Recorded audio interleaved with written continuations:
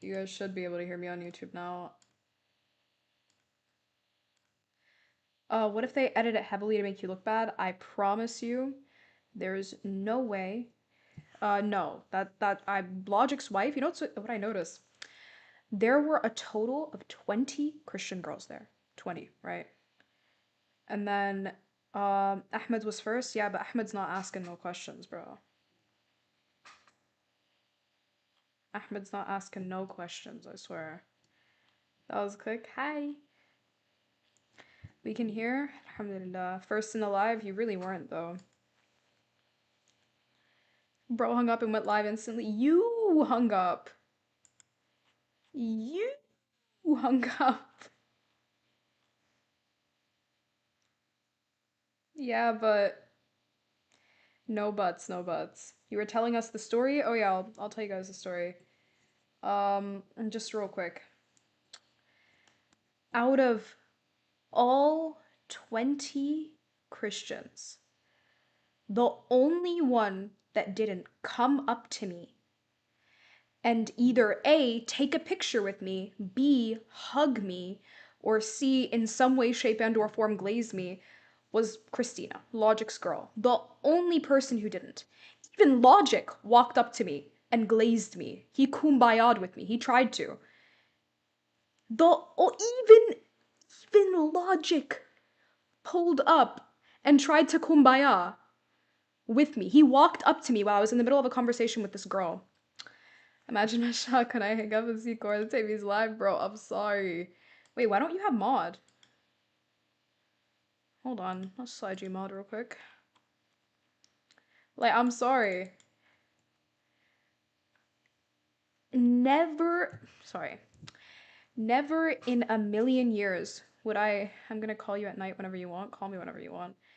The amount of Christian girls that walked up to me to either take a picture of me, sorry, take a picture with me, glaze me, or something of that sort, apart from Lady Logic, was so funny. So funny. And you know what this really taught me? It just taught me that these people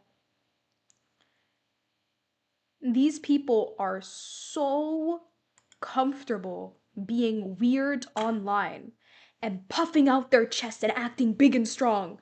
But when you see them in real life, they're sweet as cupcakes. They are sweet as grandma's cookies. They are buttercups in real life. The same people that are talking shit about me online see me IRL and they're like, "Hi, I'm such a big fan. Can we get a picture together?" Bro, you are sweet as cupcakes. What are you talking about? What in the world? Chat, what do you mean?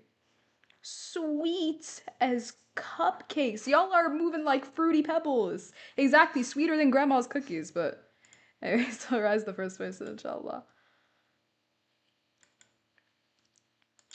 I'm so excited for the footage to drop because yeah, and they invited me out for dinner. No, they invited me out for dinner. I said no, obviously, because I had things to do, but anyways, though.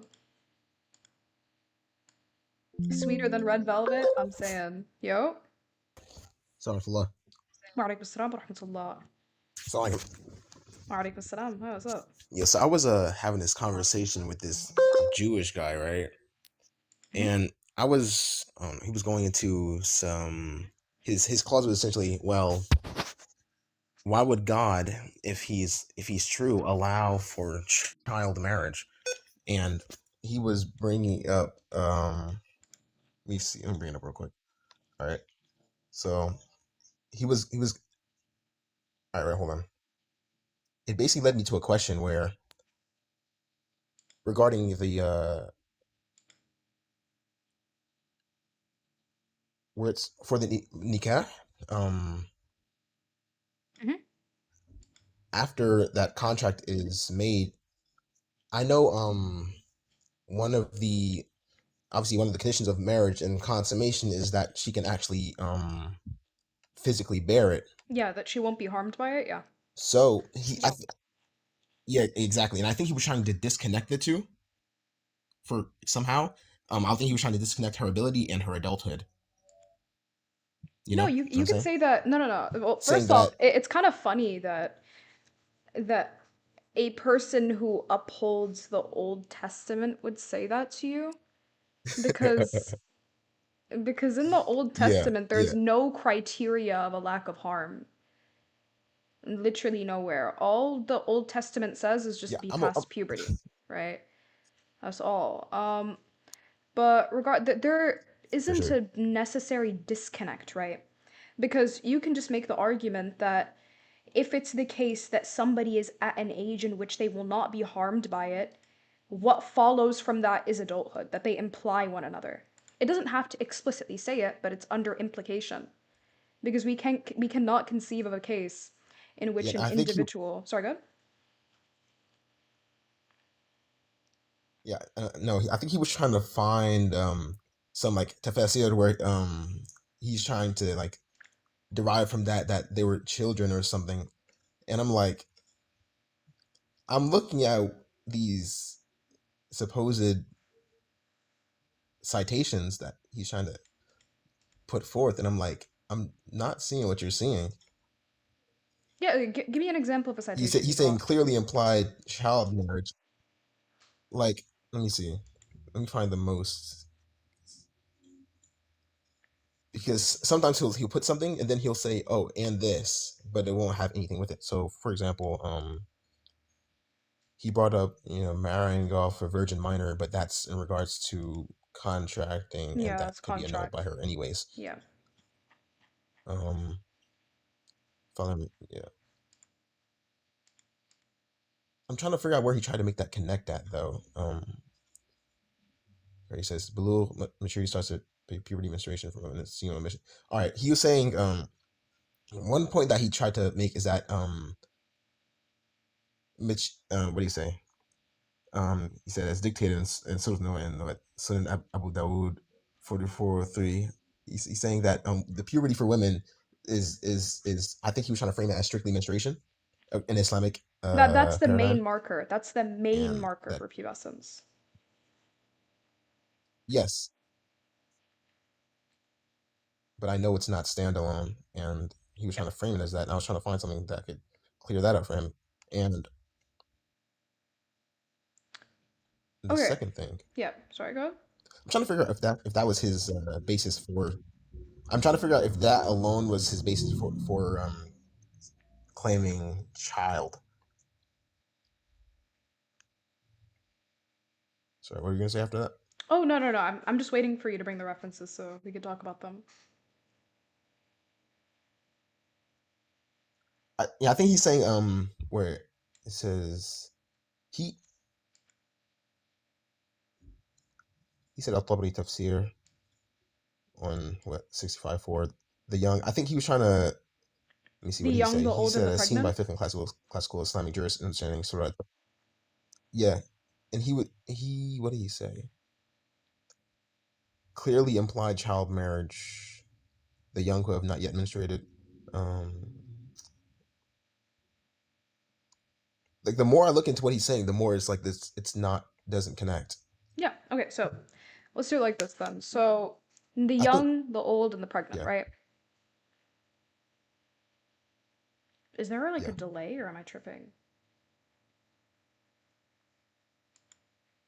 I don't think so. Okay, it should be fine. So, the young, the old, and the pregnant. Let's just address the first part because the young is where the concern is. So, what it's referring to is it's referring to an individual who is capable of participating in consummation and so on and so forth. They just have not menstruated. That's all it's referring to, Yes, right? It doesn't imply that because we need to remember if yes, we have this strict criteria that an individual cannot be harmed by consummation, and we also say that this individual has not yet menstruated, then this is speaking about an individual who has not experienced menstruation but is simultaneously capable of being able to be intimate. They're not mutually exclusive. I am an Somebody adult. doesn't somebody doesn't need to be bleeding, or a woman doesn't need to have her menses in order for her to be able to participate in intimacy, right? Because there's women out there who get their menses extremely late. There's women out there that don't get their menses at all, and so on and so forth. So it's not the main indicator that we use, right? And that's why we have the harm principle, and it's so emphasized for that exact reason. Because even if we implement this criteria of pubescence, right? Pubescence, and we say that the main marker is like we can say bleeding, having your menstrual cycle. That's not the end all be all, right? Because somebody can have their menstrual cycle and still not be able to consummate, right? They can still be harmed by it, right? So it's not the main Yeah, thing that we're going to be using. Just like that there are makes sense. But some women also, out there that are capable of, like, they may not have menstruated, but they are capable of being intimate. And there are also women out there who have menstruated and they still are not capable for whatever reason.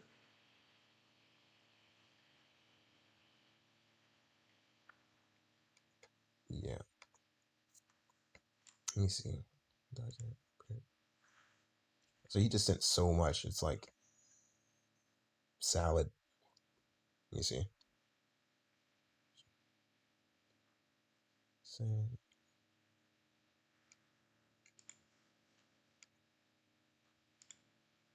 oh, he he tries to use another statement about the morning of a girl who hasn't had a menstrual period versus the one who has had a period, and then referencing both of their husbands as an evidence, but that still doesn't necessitate How childhood. about this? Um, He sent you a bunch of sources, right? yeah, yeah, yeah. How about you send me everything that he sent But you? some of them don't even. All right, hold on, Why don't you because just a like lot of it forward just it looks to like me? gibberish. It's okay. Well, I'll decipher it. Don't worry. Just forward it all to me. I got you. Yeah, I have it. I have it on Instagram. I got you. All right, for sure. One If second. you want, you could just forward it to me on my Instagram. But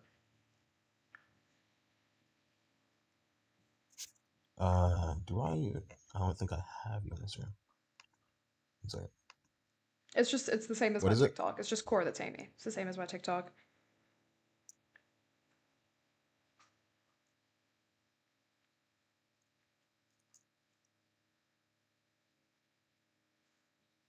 Oh, I'm bugging it. Someone asked, I what don't does know. kumbaya mean?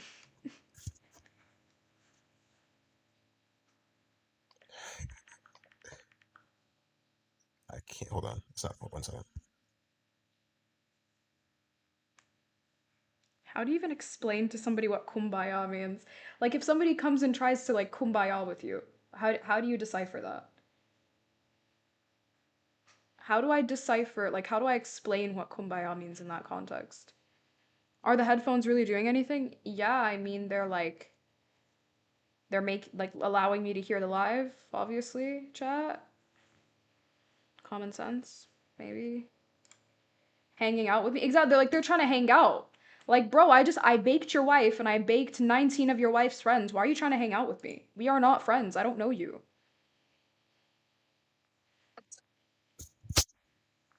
Yeah. I can't send it to you unless you follow me. Allegedly, Oh, shoot. Okay, I got you. that's the setting. Yeah. I think you can turn that off in settings. And just put in request or something. No, my settings are to where people can like DM request me.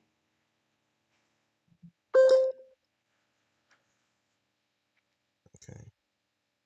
Okay. Boom. I'm gonna put this placeholder here real quick, and then I'm gonna follow it up. Why are you running from my friends? Sheikh Liana? Bro, who even is Sheikh Liana for me to be running from her? Sheikh Liana's a nobody. Like, if she wanted to have a discussion with me, it doesn't need to be a formal discussion. She can request up on my live, and we can talk right here, right now. That's not a problem. Put on sunglasses. Should I get sunglasses real quick? Should I? If she's nobody, then talk to her. Why would I talk to somebody that's nobody? That makes no sense, but regardless. Why are Tiger and Wisdom running? That's a good question. Yeah, bring Sheikh Liana here. If I'm running, then bring her here and we'll see how long I run for, quote unquote. If I was a runner, I wouldn't be offering for her to come up on my live right here, right now, and have an informal discussion with me, a dialogue. Did it work? Yeah, I sent a period as a placeholder there. I think you should Yeah, be I able got to it. accept it. Yeah, I got it. It's All right, send that all yeah. to me. Uh, Send it all, and I'll respond to it then. But I have a lot of people in the request, so I'm gonna go ahead and move on to the next person.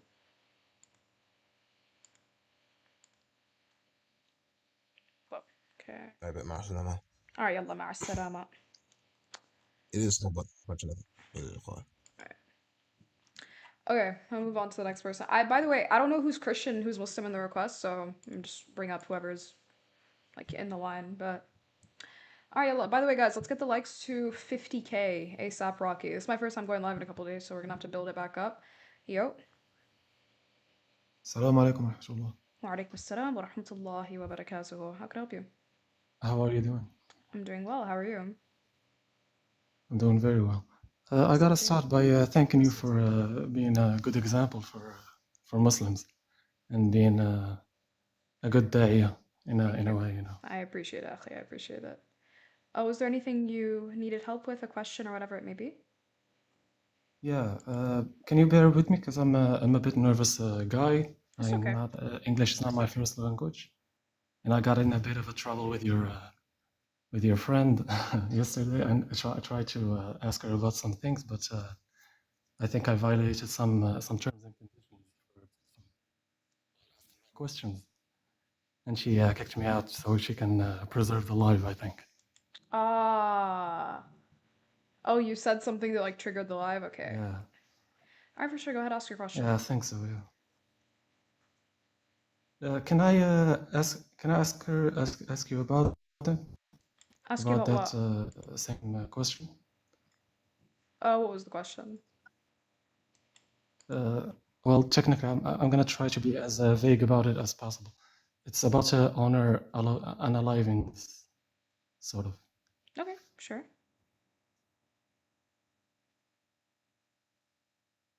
So my question is, does Islam allow, honor unalivings? What is honor unaliving? What does that mean? Like taking revenge to preserve the honor of the Prophet, for example. Oh, like let's say if an individual like slanders the Prophet Muhammad, peace and blessings be upon him, and that individual is unalived? Yes. As Yes, in, that's does a that's fine. certain random person who was If we are under Sharia, you yes. If agree with somebody, the random people? yeah, no, not random people, no. In a land that Sharia is being implemented, that individual will be unalived. Yes, I agree because the jurisprudence does make it clear that most qudat or the qadi is the one who has to approve of that punishment for the person. Mm-hmm. But the problem is that I don't think it's rooted in the Sunnah. I'm not sure. It's not rooted I in the don't think Sunnah? I can because I don't know if you're familiar with the incident that happened with the blind husband who basically unalived his wife because she kept slandering the Prophet and insulting him. Do you know about that hadith? Go ahead and bring the hadith. Okay. I gotta do a bit of searching, so I might take some time. It's fine.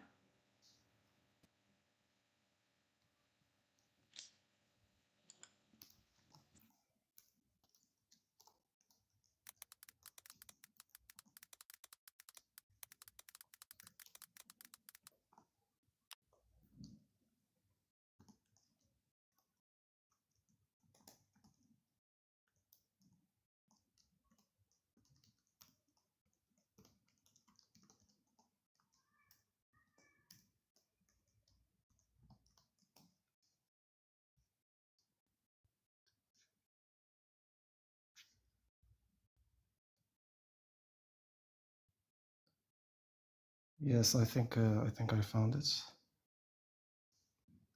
All right, perfect. It's in Sunan Abu Dawood. Okay, Abu Dawood. The reference is Sunan Abu Dawood 4361. Perfect.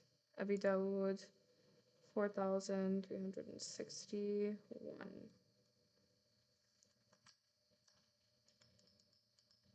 Alright.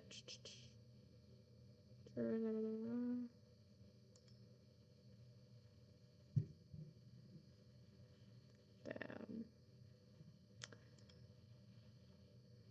Alright, let's do this real quick. Because I actually already know about this hadith, but we're gonna prove what I'm about to say. God, let's grab this much of the method.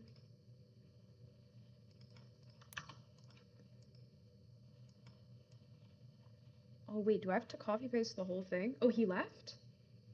Oh, I was gonna prove it to him that I was gonna prove that it was weak. Oh, I was gonna prove it was weak. Wallah, I didn't kick him. I was pulling up the reference. I was gonna prove it was weak. I didn't drop him.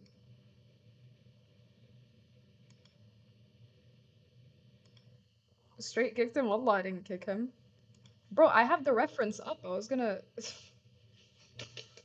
What the heck? What's up with the keyboard? Bro, it's not my fault. I was pulling up the reference when he said it. I know the hadith was weak. I was just getting the I was getting the evidence that it was weak for him. What kind of I don't know what switches I have. Let me see.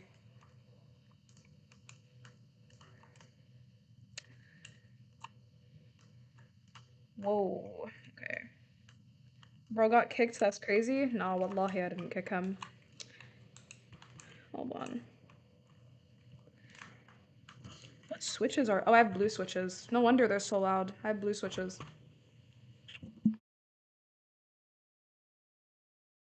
Anyways. Let me just grab this in the meantime, though.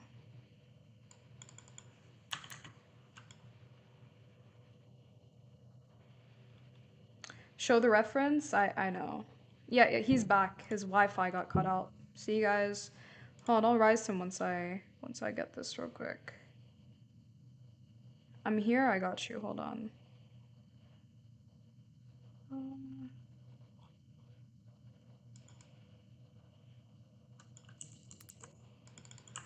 How much of the metin do I have to use? Oh, heck no. They're about to make me copy paste the whole hadith to get the grading. What is going on here, chat?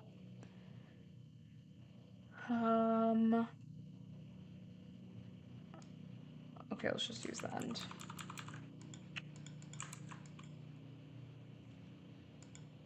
There is no way. How do I get this? What the heck? They're overworking you? Bro, I'm taking the metin of the hadith and I'm copy pasting it so I can get what every single scholar said about it. Okay, now my camera's messing up. Hold on, let me fix it. That's all I want to do, man. And it's not even letting me. What's it supposed to prove? That it can be enacted by random people. I'm not gonna lie though, even if that's the case, I don't really care. That's perfectly fine. Hold on. What's the website for that? It's hadith.com, but with no A. Hold on. Let me fix my camera. Yo, why are you so early? Just so I could do the Islamic Q&A. OBS. Fix my actual camera, please and thanks. Okay, now it's fixed. Alhamdulillah. Whoa. OBS, actual camera. Okay, now it's fixed. He's saying that it's not found in the Sunnah that we should at all. No. He's saying that it's not found in the Sunnah that only the Qadi enacts it. I believe that's what he's talking about.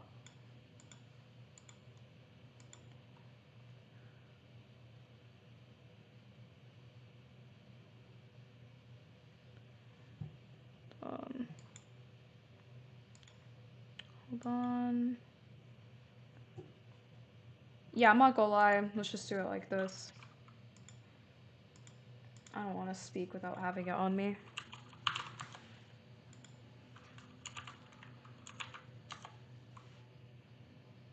Hmm. 4361. Yep, found it.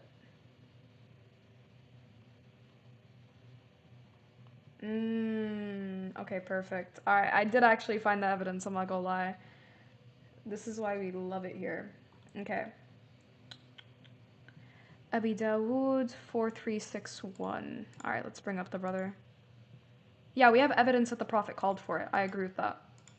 Yeah, he agrees that that's what the Sharia says. If you slander the Prophet sallallahu alaihi wasallam, the penalty is death. If you insult him, we all know the penalty. That's just agreed upon. Hello? Hello? Hello? Hello? Can you hear me okay? Yeah, I can. Yeah, I'm sorry about earlier. My internet got cut off. That's good, no worries. Alright. So did you find the reference? Yes, indeed I did, and the reference is weak. Abi Dawood 4361 is weak. No, but I think it's sahih in other narrations. And If can you bring the if other I'm not narrations? wrong about it. If there's other sahih narrations, don't bring the weak one, bring the sahih one.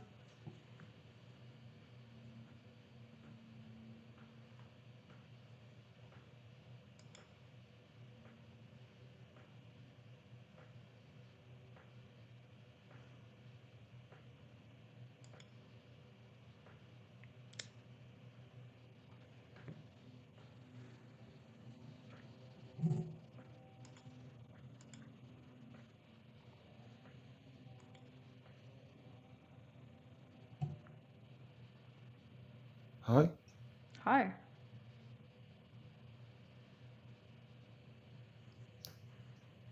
Can you hear me okay? Yes, I can.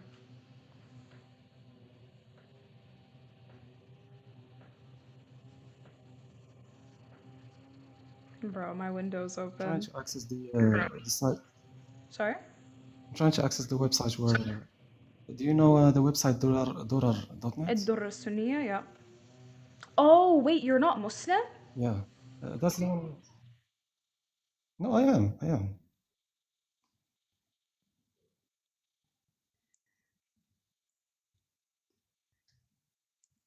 I'm gonna trust Itachi's word over yours, I'm not gonna lie.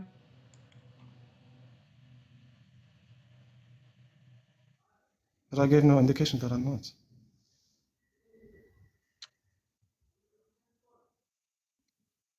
I can't make him recite the Shahada. It sounds like he knows Arabic. He's gonna know the Shahada.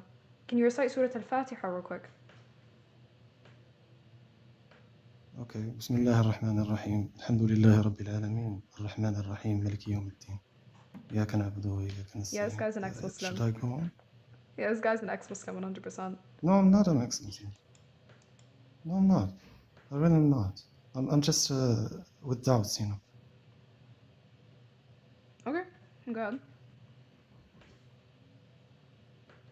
Okay, I'm trying to access the site and tell you about it, but I don't think my voice transmitted through the call when I'm in another building, you know. Yeah, you can go access the site, no problem.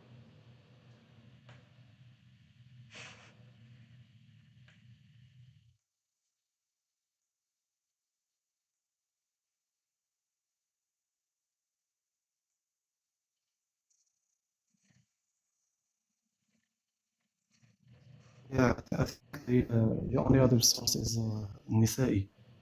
Yeah, and which hadith al-Nisa'i?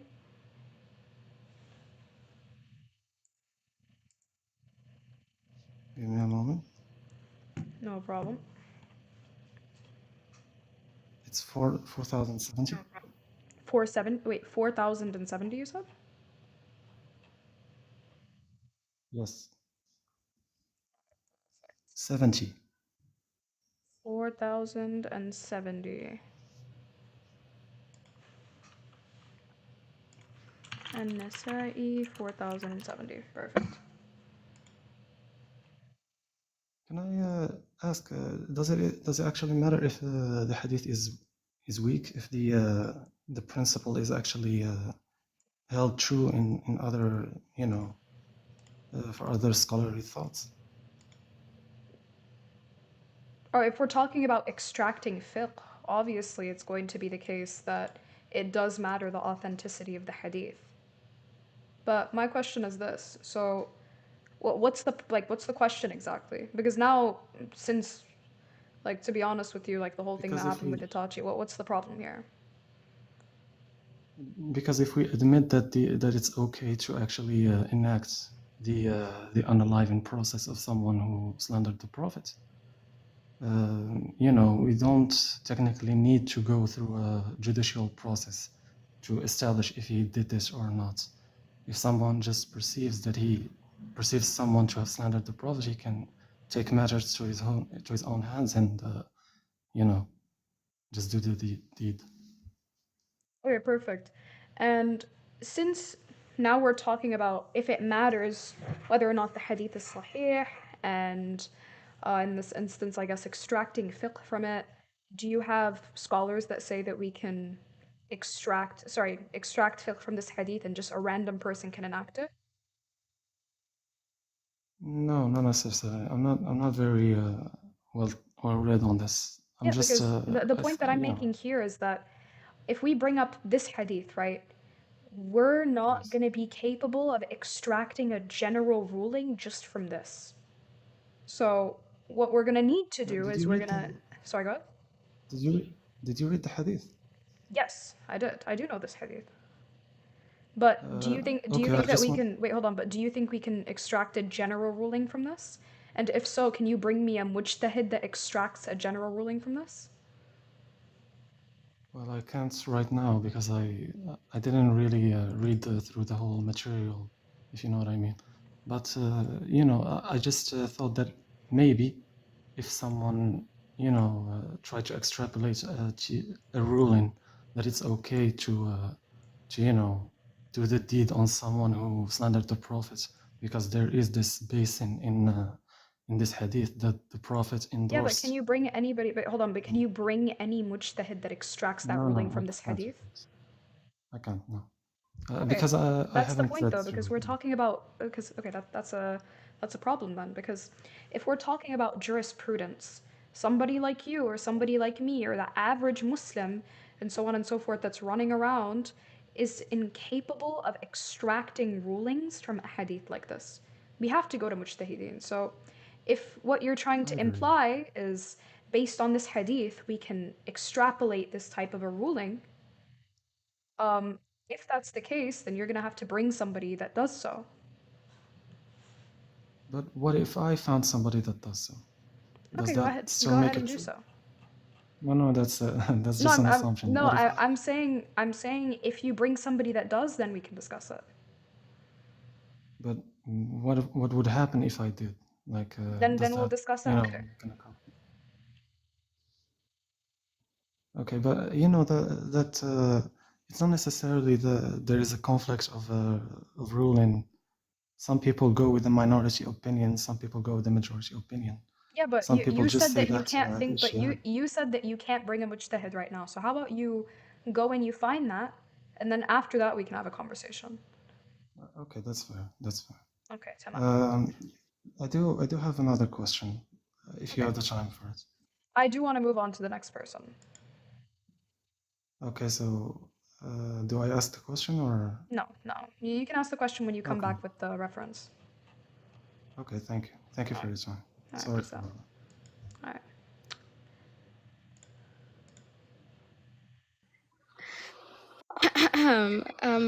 Malik told me to come talk to you because I want to give da'wah because I'm not the best. Malik said it's a code red, and I look up to you and Itachi. Would you be down to mentor me?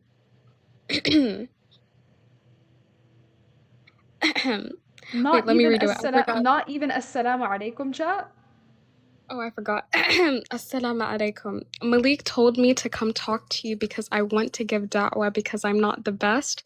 Malik said it's the code red, and I look up to you and Itachi. Would you be down to mentor me? Assalamu alaikum. Yo, Cora, she's serious. I heard her talking the other She's night. serious? She's 100% serious. I heard her talking to him the other night. Oh shoot, I thought I was getting trolled. No, she's serious. She's 100% serious. Oh, I'm down. I'm sure. down, sister. Do I So go did back you do to anything that he Vietnam? told you that night? Did you start reading? Did you do anything? I have finals on May 17th, and then I'm graduating high school on like the 25th. So I've been trying to watch more videos, but I've just been busy with studying, so. Somebody said you I've been go. reading my script. You've been what? I've been reading the script he gave me, like the Oh. list of what to do. Good. No, he did a good job. He did a good job. But, you know, first things first. Yes. We don't. You know, me and Cora, we don't go to no non-Muslim lives. We don't go to drama lives, stuff like that. You remember Okay. that? He said that to you, right? Yes, he told me. Alright. No, he didn't necessarily say that. He said I don't like sleep in people's lives. Like I don't like just stay there, and that Yes, we're not like decoration. drama's going on. I just act confused or pretend I was sleeping. Good. All right. Well, when you graduate and everything is good for you, inshallah, come back. Start Okay. reading in the meantime if you can. Anything What do I small. You read? could even listen to stuff too. I'll send you some good YouTube videos that you could watch as well. You could just listen to them in the car or anything. Okay. Okay. Let me follow you. Okay, tamam. Thank you. Bye-bye. Alright, so Bye. Alright, peace out. Cora literally goes to other people's lives. Yeah, but I only go to flame. Yeah, but we don't sit there as decoration on Exactly. the I go panels, to bro. flame people and then I drop when I'm done. I drop when I'm done. I wouldn't even recommend that, by the way. I'm not gonna lie, and I bet Itachi's gonna agree with this. There's a reason why we don't go to other people's lives. You guys don't know how to Yo, run your brother, lives. do you know how many people are begging me to go to their lives, and I'm just like, why would I do that? Exactly. I've got the Don't know how viewers. to run your lives. I swear, I hate, and I'm not gonna lie, it's the Muslims too. You guys don't know how to run your lives. Like, I swear, there Yeah. will be like 9 Muslims on the panel at once. What are we doing, guys? Can't lie. Most controlled live on Christian and Muslim sides is mine. I can't lie. I know how to whip everybody to shape. Hey man, hey man, you guys already know. All right. Wait, did you see the clip that got sent into your the thingy of I Duran's saw. live? Bro, I he's saw. traumatized. He's so mad. He was like, Corey's a liar. He's like, Cora's a liar, and then he's like, oh, I can't wait for the clips to drop, brother. And he's like, oh, that little girl. Wait, hold on.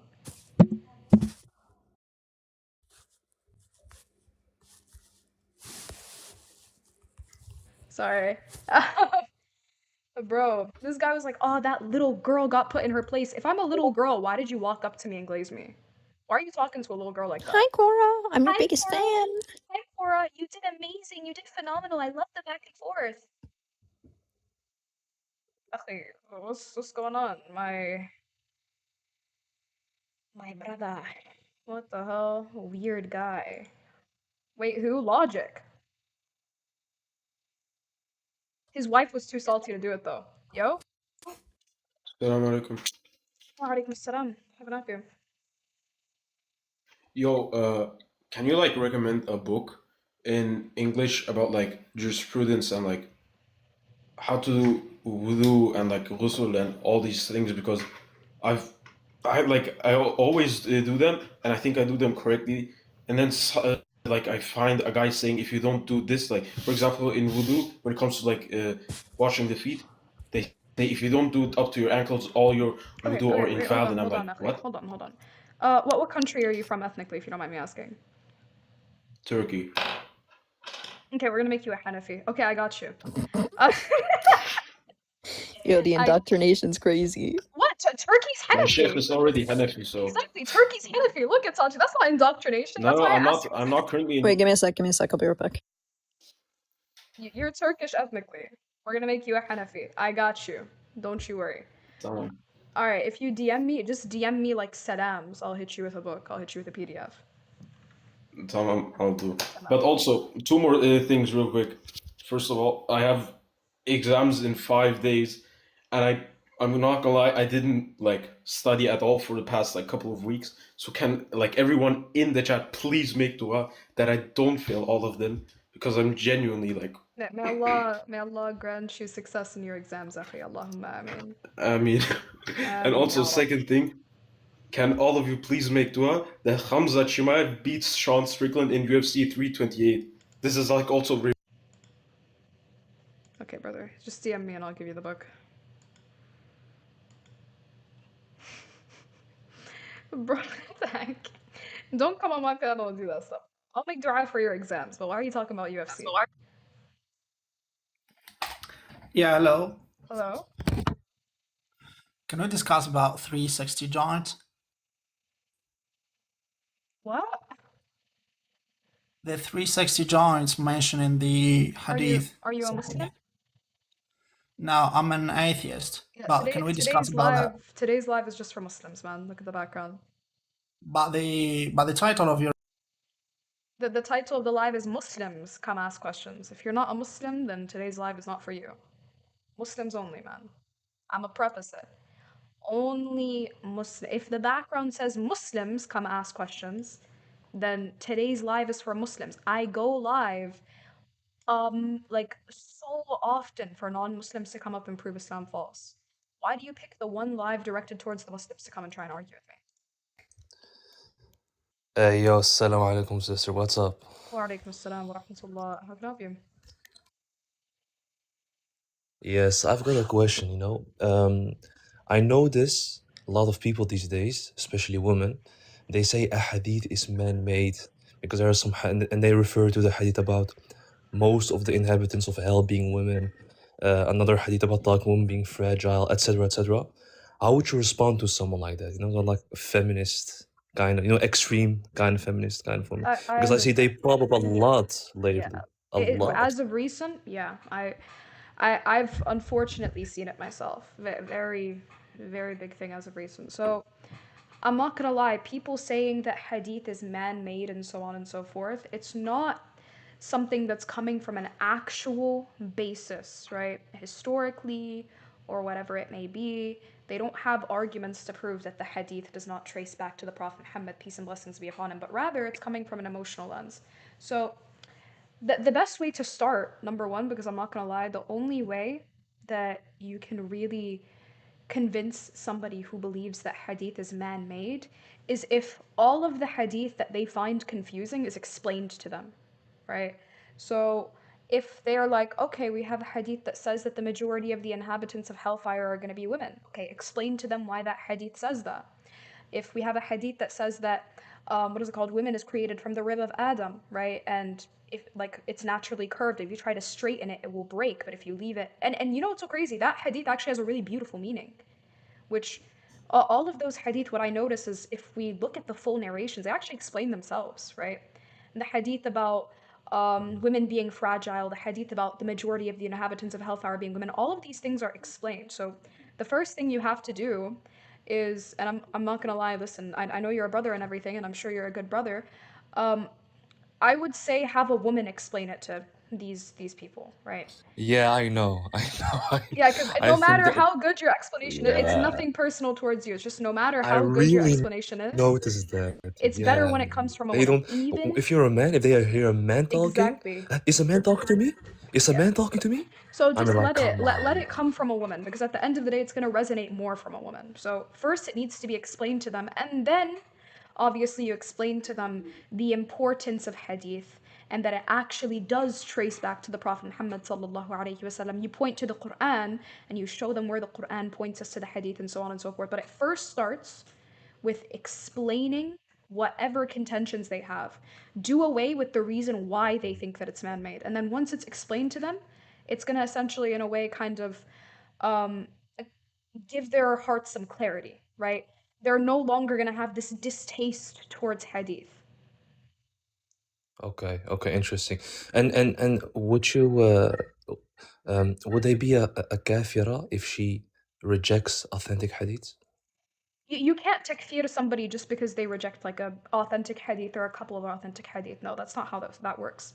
The only way Okay. in which you can takfir somebody for something like hadith rejection is if they reject the hujjiyah of the sunnah of the Prophet sallallahu alaihi wasallam. So if they I say see. that the sunnah of the Prophet sallallahu alaihi wasallam is not hujjah, then that is kufr, right? But if somebody rejects an authentic hadith or maybe more than one authentic hadith, you can't takfir them just based off of that. Okay, but wouldn't it mean that if she rejects an hadith, talking about a sunnah or something, an authentic hadith talking about the sunnah, wouldn't that make her then a No, kafir? no, Because the no, no, hadith, no. Because no? even Okay, if the okay, hadith is talking about the sunnah, that's something called the entailment of something, right? So what you okay. just said kind of boils down to, okay, so it's kufr to reject the hujjah of the sunnah of the Prophet sallallahu alaihi wasallam, and she's rejecting I see. this authentic hadith. Therefore, what that entails is that she's rejecting the sunnah. But the thing is, we can't takfir somebody based on the entailment of a position, right? We have something and it goes as لازم المذهب ليس بالمذهب. So the entailment of a methodology is not the methodology itself, right? You can Okay, say that okay. rejecting authentic hadith and so on, it leads to kufr, but somebody rejecting one authentic hadith doesn't automatically make them a kafir. Okay, interesting. But I would think, I'm not sure, but I would think that there is an ikhtilaf with this, right? That some scholars I've never think. seen any ikhtilaf in terms of this, like rejecting one authentic hadith No. I mean, or someone you rejecting know a couple. authentic. Oh, just like hadith altogether. But what do we mean by Yeah, that? authentic, just like authentic hadith. Yeah, but it depends why they're rejecting it as well. Yeah, let's say for Like if they have a feministic reasons. shubha, like I'll give an example, right? If they have a shubha, that shubha has to be cleared before you can takfir them, right? Because Yeah. doubt, right? If somebody has a genuine and sincere doubt in whether or not the hadith actually goes back to the Prophet sallallahu alaihi wasallam and so on and so forth, you clear that up to them first. Okay. And one last question. Calling Allah she, is it also kufr or? Yes, absolutely. Let's go better. No doubt about it. No doubt. Okay. For last thing, yo, Christian in the chat. If any one of you wants to earn 50 shekels, hit me up, man. Hit me up, man. Okay, bro. Like, I'm not gonna lie, the people that come on my panel are unhinged. What the heck? Chat, what are you talking about? Bruh. Why are you offering people 50 shekels? Let's calm down. What that mean? I'm not gonna tell you guys what that means. You guys don't want to know what that means, to be honest.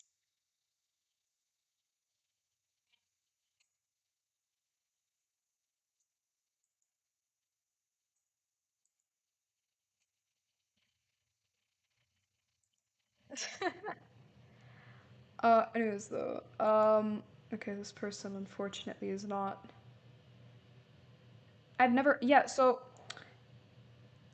seen anybody disagree with me on this. Rejecting one authentic hadith does not automatically make you a kafir. That's a misconception that a lot of people. If somebody rejects one authentic hadith, you can't immediately takfir them. That's not how that works. People, like, I'm not gonna lie, what I've noticed, people are so quick to takfir. They takfir like this. That's not how that works.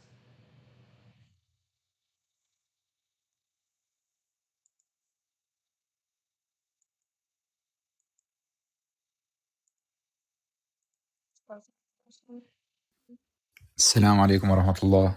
Wa alaikum assalam wa rahmatullah. How can I help you, akhi? Sister, I have a matter that has been on my thoughts for a lot of time, and it's about qada and qadar.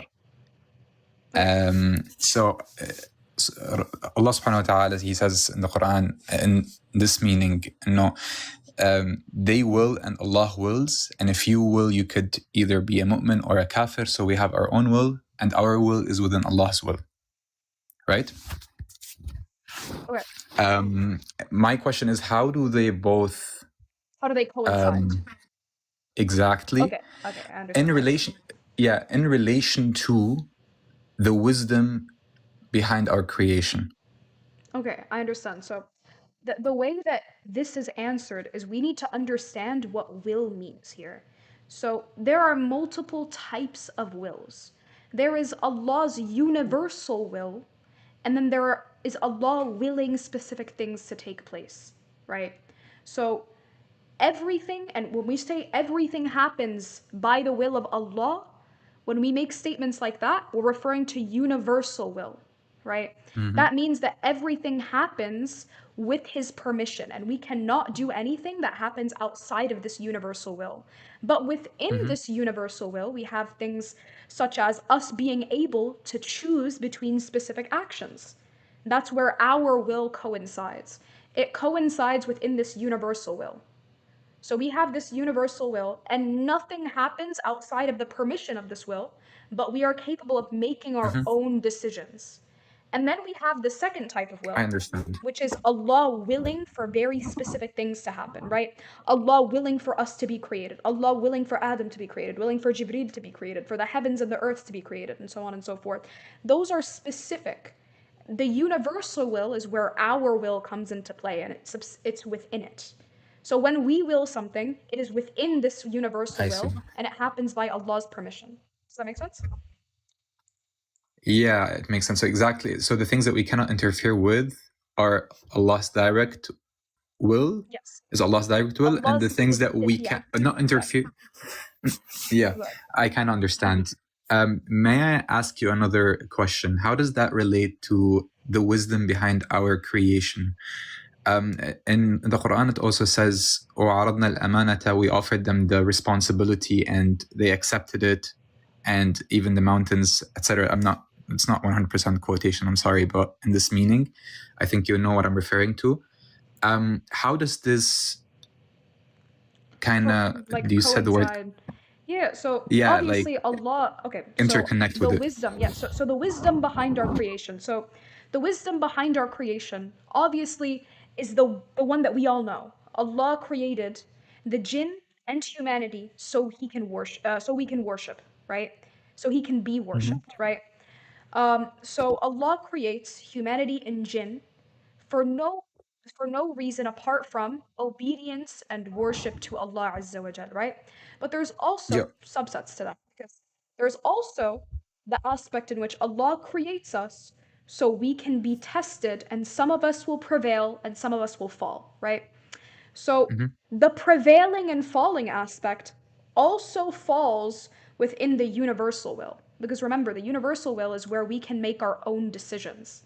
So the wisdom behind our creation, and the reason why our creation in a way is actually superior to the angels, is because of the free will aspect. And our free will is within this universal will, right?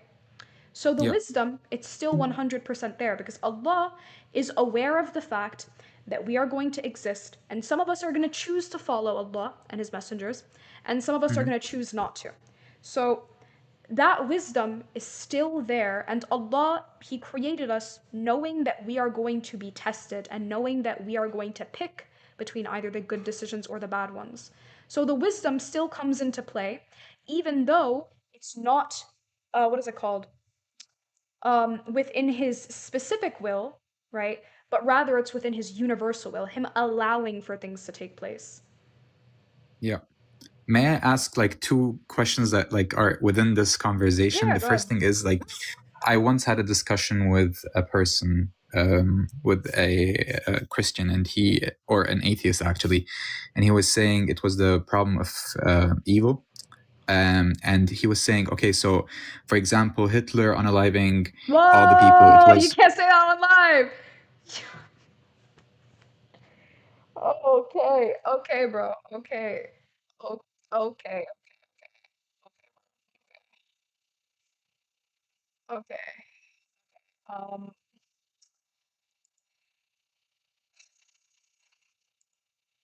should I restart? Should I restart, or should I leave it be?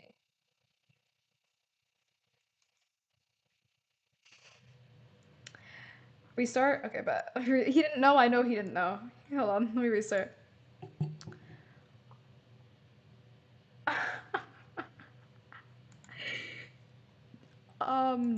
Dead. Oh my goodness. Oh my gosh, that's crazy. Okay, that's fine.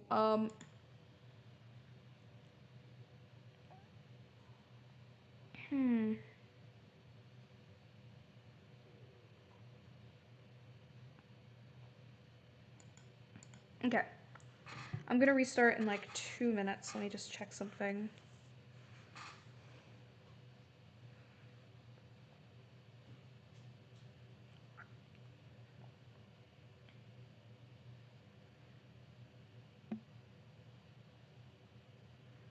Okay, let's restart now.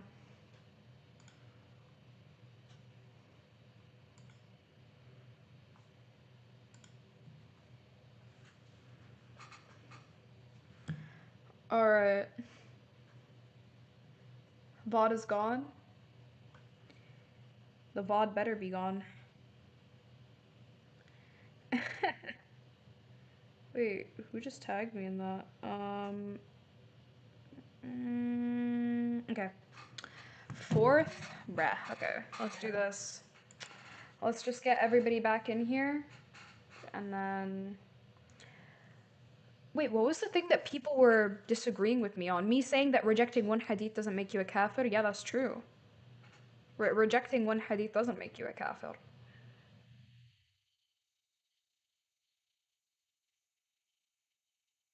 People are actually, they're very, it's okay, Akhi, don't worry, you didn't know. I just restarted to be safe, because the app is strict, you know, they have strict policies and so on. Yeah, today's the day that Muslims ask questions. Don't worry, guys. Oh, I can do a da'wah live or like a discussion live where kuffar can come later. I just wanted to start with the Muslims because I haven't spoken to the Muslims in a hot minute. But let's get the live back to where it was. Get the likes to 10K first. Are the ahruf preserved? Yes, indeed they are. Indeed they are. I can't see the reason why someone would reject an authentic. I agree. I don't see the reason why either. However, you know, I don't takfir somebody just because they reject an authentic hadith. That's not a just takfir. That's not how that works. Wait, hold on. Unalive wasn't the problem. The problem was the person's name that you mentioned. It was the person's name.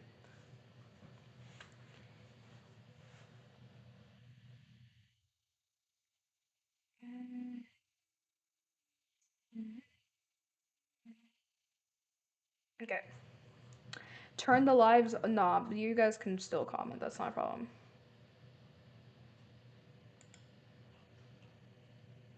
See, the person that just commented, right, and said, I reject the sunnah of the Prophet, peace and blessings be upon him, that is kufr that takes you out of the fold. That right there is an example of what I mentioned.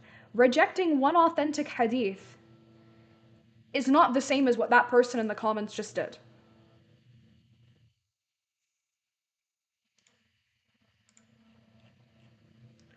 Cora Ang better.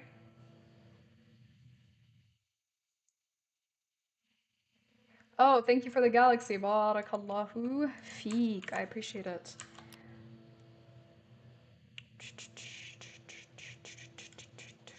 If it's fine, yeah, I'm gonna bring you back up, Akhi, because you weren't done asking your questions, and I'm gonna bring up the rest of the people. Wallahi, barakallahu feek. I'm very, very sorry. My heart dropped, I swear. You're good, Akhi. Don't worry, you didn't know. It was just the name of the person that you mentioned. Yeah, never again. Wallahi, I didn't know. I was very like conscious about the other words, but I didn't know that the name is an issue. It's okay, don't worry. Go ahead, continue. Adrenaline rush, I'm sorry. It's okay. So basically, X person does a bad act and God wills this act, even though it's a bad act. I said that the end result, so Allah has ilm al-ghayb, He knows what's going to happen on Yawm al-Qiyamah, and it's God's, let's say, qada and qadar, and I mean, metaphorically speaking, calculations, obviously, it's different from how we think. We think it's just this world, and God knows what's going to happen also in the afterlife, and therefore, it's actually good that certain things took place the way that they took place throughout history and whatnot, referring to what I was saying earlier. I'm not going to repeat it. So I didn't know if that is correct. Okay. So first off, I want to clarify something, right? So will here, and the way that we're understanding will, is when we say will, the way that you're using will is specific will, which is what I was referring to. But the way that we should be using will is we have the universal will, and our free will coincides with it. So the universal will, Allah does not specifically say this is going to happen. I want this to happen. I want this to happen, and I want this to happen. No, it is Allah allowing for it to happen, right? It's not Allah specifically saying, I'm pleased with this, so it's going to happen. I'm pleased with this, so it's going to happen. I see. No. I Things see. can exist within Allah's. For example, we all agree that Allah allows for us to sin, but that doesn't mean Yeah. He's pleased with sin, Mhm. right? He just allows for it to take place because that is an implication of our free will. If we have free will, then we are capable of choosing either to sin or not to sin. But that doesn't Yeah. mean that Allah is pleased with it. And similarly speaking, if an individual goes out and commits atrocities, Allah allows for that person to make that choice. He doesn't will for that person to make that choice in the sense that he forces him or that he is pleased with it. But the end result of the universal will is always good, obviously. The Meaning- end result of everything that happens in this world, even if somebody, for example, goes out and commits atrocities, right? On the day of judgment, everything is going to be accounted for. Exactly, yeah. So at the end of the day, it will be perfectly fine because Allah, although we know that Allah allows for our free will to take place in this world, Allah is the most just.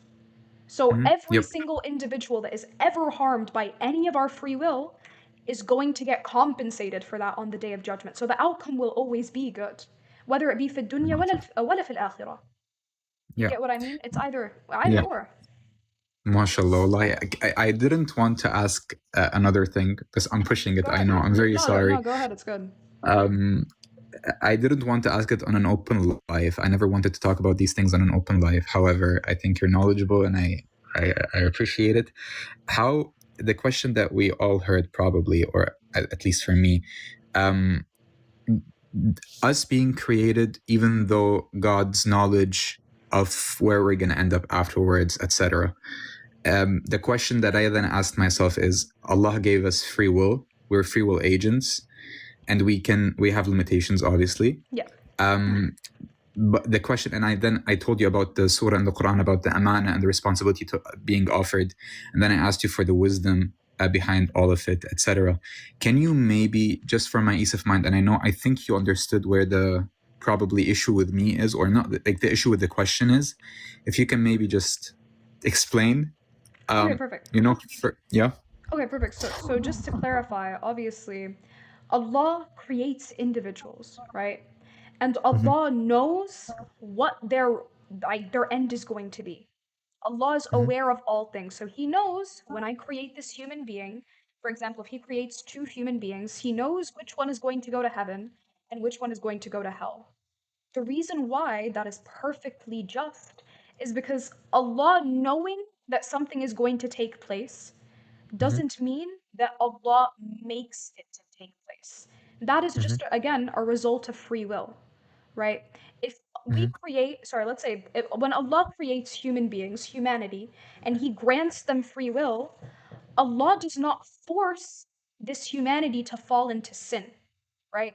If it were the case that they chose not to sin, that is feasible. There are human beings that have walked on this earth, for example, the prophets that never committed a sin, right? So Allah does not force us into any of these actions. And the reason why, when Allah creates, right, and He creates human beings and He knows which one is going to go to heaven and which one is going to go to hell, I guess the way we can understand this is it is perfectly just because, let's say, the alternative in this instance is either not creating at all or creating humanity without free will, right? And 100%. Yeah. and both are problematic for their own reasons, right? Because number one, Yeah. we remember the hikmah behind creation to eliminate the first option. We remember the wisdom behind Allah creating creation. So obviously Allah, when He makes decisions, He doesn't will things just for no reason. There is always some obviously. hikmah behind it. So Yeah. creation is Allah creating was the best possible choice, right? Because Yep, Allah and the system is actualizes the what is perfect best. system. Exactly. And Yep. second, because the second alternative that I gave is Allah creating humanity without free will. Now, there's actually something beautiful about this. The reason why humanity is at a, and this is going to be interesting because you guys might not have known this, the reason why we are more beloved to Allah than the angels, the reason why that is because the angels did not get a choice in whether or not to obey, and we did get a choice in whether or not to obey, and we chose to. That's why we are Yep. more beloved. So naturally, because there are individuals that choose to obey, there's always going to be individuals that choose to disobey. Right? That's just Yeah. that's just naturally what follows from free will, right? So it's always Yep. going to be the case that free will in this instance is going to be better than no free will, and it's going to be better than just not creating in the first place. May I push back slightly, Yeah, even go though ahead. I'm Muslim?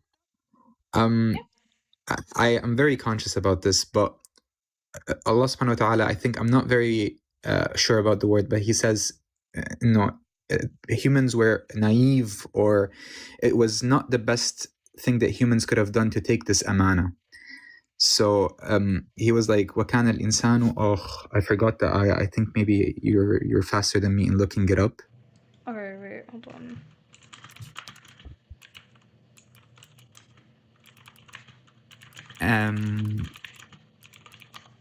Let me find the ayah. And the second thing that I'm slightly also pushing with is... I think I know the ayah. Hold on a second. Yeah. And the second thing that I'm slightly also pushing with, just to understand, I swear, is was then in the indirect sense, because obviously, did we have free will to accept free will because the amana was accepted? And if not, and it was just ard and talab, as they say in Arabic, which is offer and not acceptance, but like another word for it, was it then also like, so to say, forced on us, free will? So was free will directly... Does that make sense, my question? Okay, yeah, so obviously I take the understanding that we, as human beings, we did choose to take this test, right? We could have not chosen to, and so on and so forth. And when we choose to take the test, we understand the implications of it, right? The implications is that we are going to be tested with bad, and we are going to have to choose the good. So obviously, if we are taking up this test, we are going to understand the implications of it. But I found the ayah that you're referring to. Yeah. The Yeah, thing is, I it's can in look Surah it up real quick. Al-Isra. It's Surah Al-Isra, verse 11, I believe.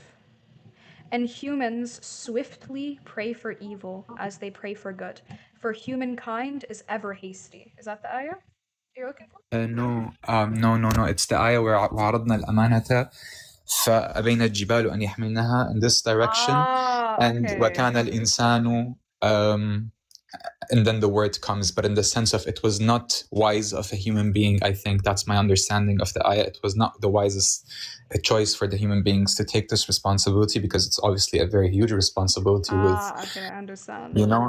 Yeah, and with, let's say, eternal consequences. And I've just been dealing with, like, so to say, I don't know, like a lot of thoughts about this, and this is why I wanted to clarify it. Yeah. I found it. Yeah, it's Surah Al-Ahzab, verse 72 and 73. That's what it is. Because I'm going to be completely honest, and I think you're knowledgeable, which is why I'm saying it. Even though I don't, it's on life, I'm going to say it in the best possible way. Allah is the most just, and He's our creator. And He obviously loves us. But sometimes one goes through, let's say, hard times where he feels very responsible for his actions. And there's a somewhat pressure on the human being where he might think that, like, why am I here? Was this all forced onto me, etc.? And it just feels very hard for me. Like, let's call it psychological burden is not easy to deal with. And sometimes, and then one might question everything. And one of the things then that I stumbled across was a video to Zakir Naik where the person was saying, oh, if, this traditional one, if God knows why. And then it just happened, you know, that the thoughts kept going and going and going and going, and it's kind of becoming hard, to be honest. Yeah, okay.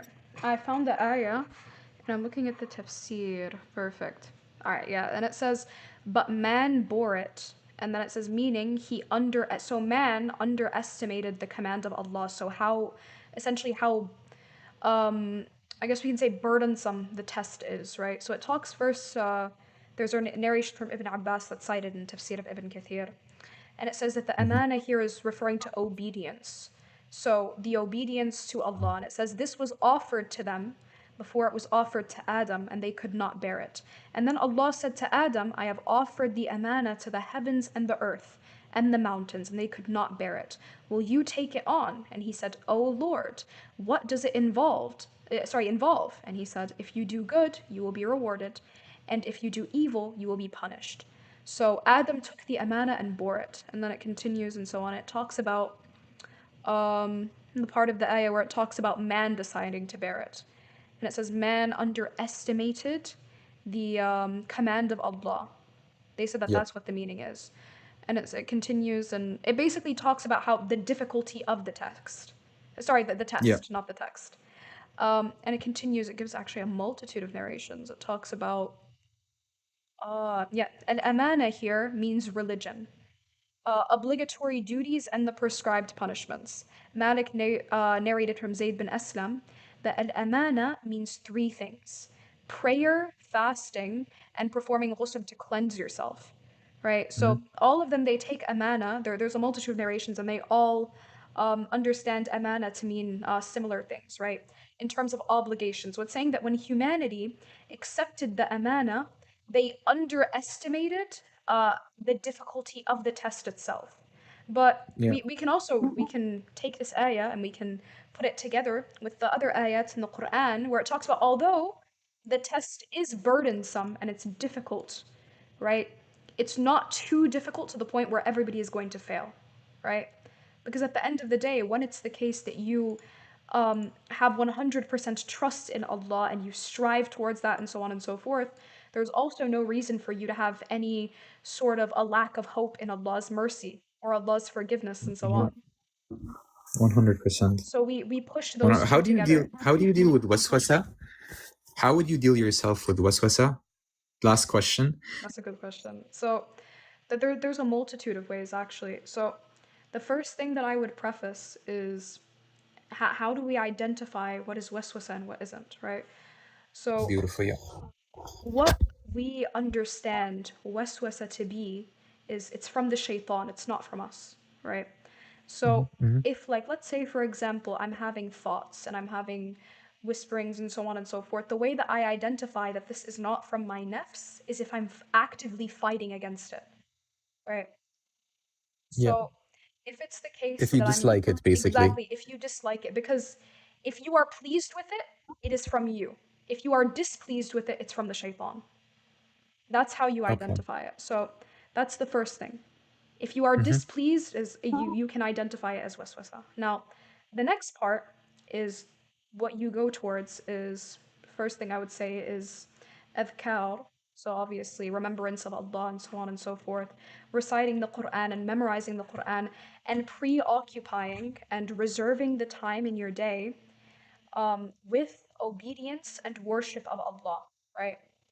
Because when we have a life full of obedience to Allah and worship of Allah and so on and so forth, one thing that I've actually noticed, that the shaitan and waswasa, it comes when people their day is not full or filled with productive things, right? Or what is it 100%, called, yeah. praiseworthy things.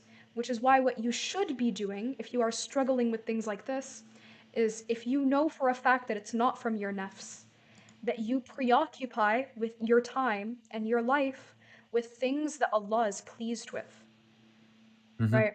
So reciting the Quran, memorizing the Quran, studying the deen, fasting, for example, fasting just voluntarily, even just going to the masjid and so on and so forth, even whatever it may be, even just picking up a couple of sunnah actions that you would like to start implementing throughout your day. Anything that Allah is pleased with, what you should be doing is you should be striving to occupy your time with such. Yeah. Understood. All right, for sure. Understood. Oh, Thank and you also very, things, very much. also things such as a perfect. Sorry, I have to No emphasize worries. this. man. Not only preoccupying your day with your sunnah actions, but perfecting the actions that are followed for you, right? So if you're already praying 5 times a day, perfect your prayers, right? Make sure that you're as focused as you can be. Make sure that you understand everything that you're saying in prayer. Make sure that you are dedicating all of your time to what is followed for you, right? Make sure you're giving it your best, Yes, basically. Make sure put that you're all honest of and your effort sincere. into it. Exactly. Renew your intention. Make sure you are focused. Make sure you understand everything you're doing, whether it be in wudu, whether it be in prayer, whether it be in any action which is wajib for you. Yeah. 100%. You clarified a lot of things, to be honest with you, and it's just nice to have this reassurance of, sometimes all one needs is reassurance, and I think I got it here, so thank you very much. Of course. Wallahi, I appreciate it very, very much. Barakallahu fiki, and you're amazing. Hey, I'm sorry for earlier, and I wish you a You're blessed night. All right. No, Barakallahu yeah. feek. All right. Yalla. Assalamu alaikum. Thank you. Wa alaikum salam. Well.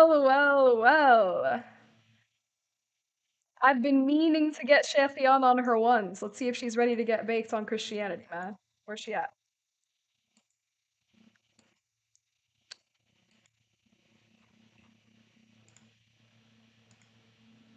Oh shoot. Don't rise 2 people. Only Assalamu Shafian. alaikum. Wa alaikum assalam. Sorry, Akhi. We're doing a one-on-one real quick.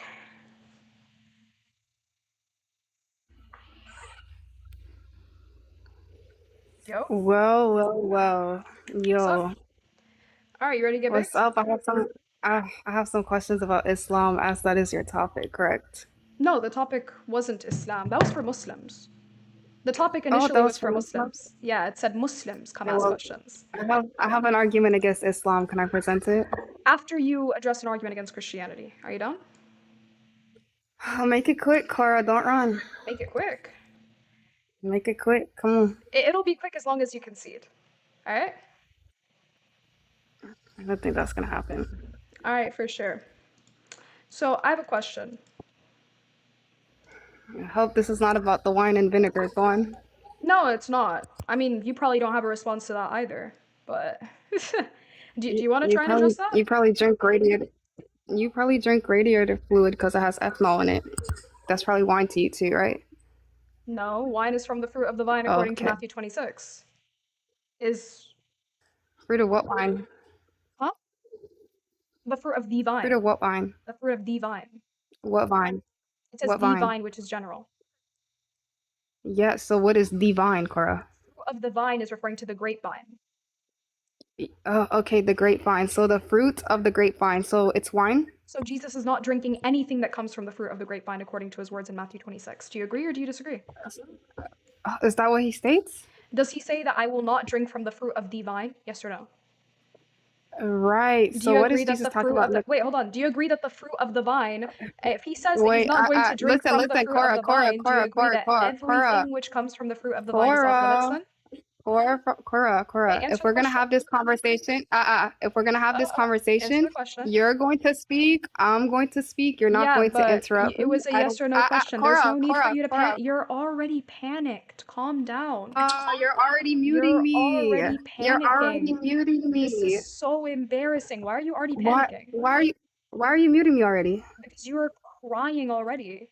So Right. So let's now get you're going to answer times. my question. If I say Let's that I will not drink from the one sec. Let's fruit do of the times. vine, Wait, no, let's do times. You can we're ask me. grown. You can ask me Wait, we're questions for 5 adults. minutes. You can ask me any questions for 5 minutes, and I'll ask you questions for 5 minutes. Cool? No, we're going to continue talking until I'm done with the argument, and then you can present yours. No. Let's make it fair. Wait, this is literally how arguing works. If I'm presenting an Right. argument to you, I question you until the argument is done. And Cora, then when the Cora, let's argument be is done, fair. then you present your argument and you question me. Okay, so present your entire argument. Go on. No. It's a line of questioning first. So Right. So you if can I question me make a for 5 statement, minutes. wait, One no, sec. One I sec. question you We- until the argument's done. Cora, I Cora, question Cora. you This until is you concede sad. the argument. This is really bad. You question me until I concede? Yes, exactly. Until you concede the argument, Really? or Really? What you would I have to concede the argument concede or refute to? it. Right. So that's how it works, right? You don't question me until I concede. So let's do I this, right? question you question until me you for 5 concede or minutes. refute it, and you're not going to refute it, so You you're going can to have to ask concede. me whatever. You can ask me whatever questions you want for 5 minutes, Not and I can for ask you whatever 5 questions I minutes, want. until the argument is done. No, for 5 minutes. Until the argument is done. Cora, I hope your argument doesn't take like 5 minutes, bro. Wait, so a conversation for 5 minutes is too long for you? No, it's not too long. We're not doing Okay, so let's do. times. We're two grown adults. No. We're gonna have a real conversation, right? I'm not I'm not gonna gonna have a real conversation, and real Right. conversations aren't timed. So 5 and 5. What real debates aren't conversation- timed? I said you said conversation. You didn't say debate. Right. So let's do timed conversation. Well, a conversation, generally speaking, isn't timed. So It can what it you're can gonna be, do, right? That's what well, I'm a requesting. regular conversation is not timed. So you're gonna answer my questions. Okay, go on and make your argument. Go on Does and make your Jesus- argument. Okay, you're the one that brought up the wine. I didn't even want to use the wine, to be honest with you. Does Go Jesus on. say? I want to hear the Perfect. wine. You want to try and refute it? Okay, let's see. Does Jesus say that he will not drink from the fruit of the vine?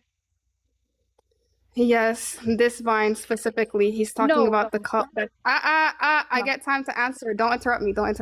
Okay? It's So when yes Jesus or no. It's literally a yes or no question. Cora, I gave you a yes, right? Now I'm expounding, okay? Okay, sure, So you when can Jesus expound. said that, cool, thank you.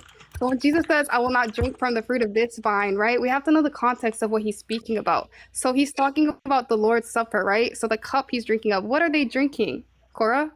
Wine, okay? Uh-huh. And is Correct? wine from the fruit of the vine? Ooh. Are you slow? It's a yes or no question. Is wine from the fruit of the vine? Yes, as is grape juice, okay? So the specific fruit of the vine he's talking about, right? Because grape juice isn't wine. So there's fruit of the vine that's grape juice. There's fruit of the vine that's wine, right? So when Jesus is speaking, it's in the context of the Last Supper. What are they drinking at the Last Supper? Wine, correct? Okay, perfect. So the fruit Okay, of cool. this vine, correct? Which is wine.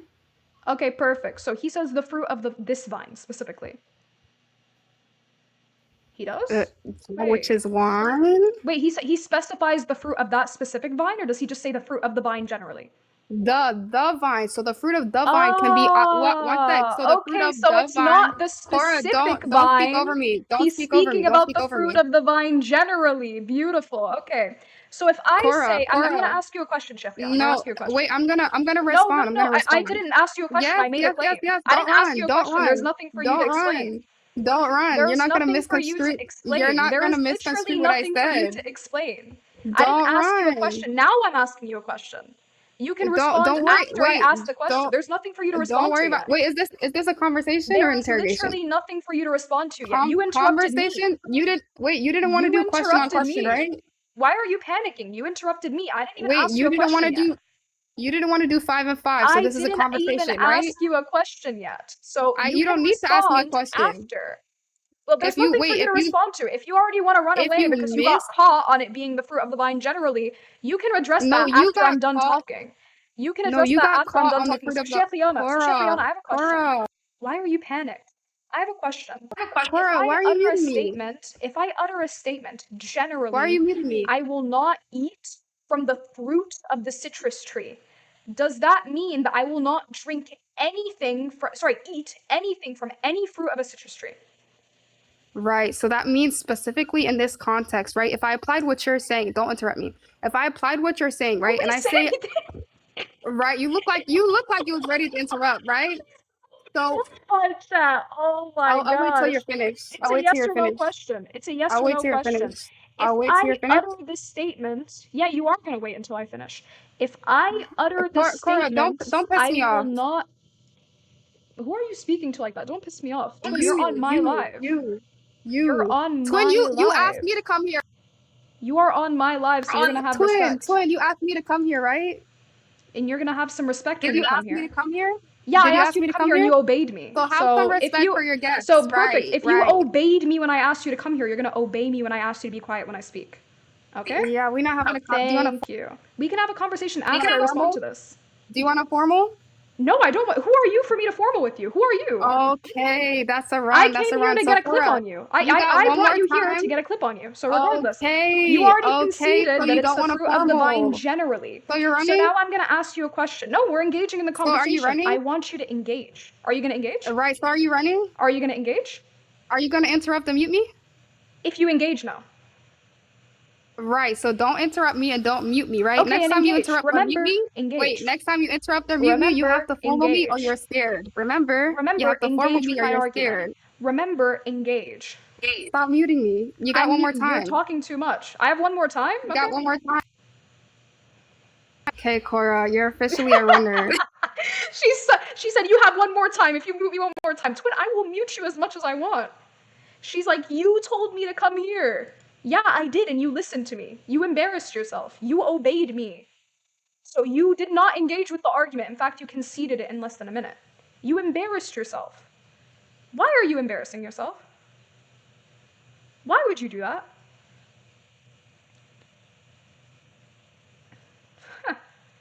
Embarrassing individual, man. Embarrassing individual. I'm not gonna lie, now I'm low-key in the mood to debate. We can do this. Let's do this topic. Yeah, that's getting posted. Shekhiana, you're done. Shekhiana, you're finished. You're getting posted. You're done. Alright. Actually, I low-key want to continue with Muslims asking questions. But... okay, we'll just take a vote. Do you guys want to continue with the Muslims asking questions, or do you guys want to move on to the Dawah Live? It's up to you guys. Let's say 1 in the chat for a Dawah Live, 2 for asking questions. 1 for Dawah Live, 2 for asking questions. But if it's a Dawah Live, then we need non-Muslims to request. I don't know which ones, I don't know if 1 or 2 is being sent more. I have to join on my phone to check. Hold on. Hold on. I see a lot of 1s. I think the people want a Dawah Live, I'm not gonna lie. Yeah, most sent is 1. Okay, that's fine. Alright. So we're gonna issue a public service announcement. If you are a Muslim, then as of right now, I will be primarily accepting requests from non-Muslims, so we can have a conversation about why they're not Muslim. So if you are a Muslim, please take back your request as of right now. And if you are a non-Muslim, you can go ahead and request, and if you'd like to engage and have a discussion. Exactly. Anybody who glazed Sheikh Liana, come up here and see if you can hold a conversation. I'm gonna show you guys exactly why these Christians are jokes. Jokes. Right, non-Muslims only? I think it's kind of implied by the background saying, why are you not Muslim? I think it's kind of implied.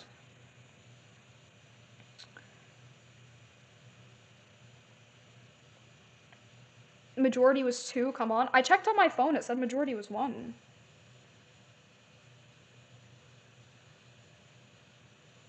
I'll move the title to the right. Got you. It was 1 or was it 1 or was it 2? Because when I checked my phone, it was 1. I don't know. Maybe I'm being gaslit. Am I being gaslit? What the heck? It was 1? Okay. All right. Then we're doing our Dawah Live then.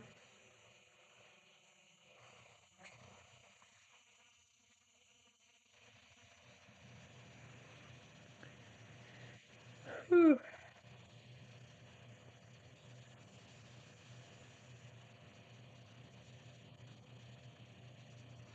Alright. I don't know why nobody is loading in. Maybe it's my Wi-Fi.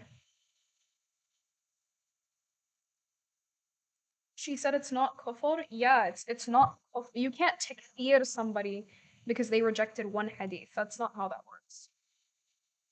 Somebody rejecting 1 hadith doesn't automatically make them a kafir. Yeah, hello? Hi, how are you? Hi, I'm doing well. How are you? Is it okay if we have a respectful debate? I just heard the other one. Of course, by all means, respectful debate. As long as you're respectful, I'll be respectful.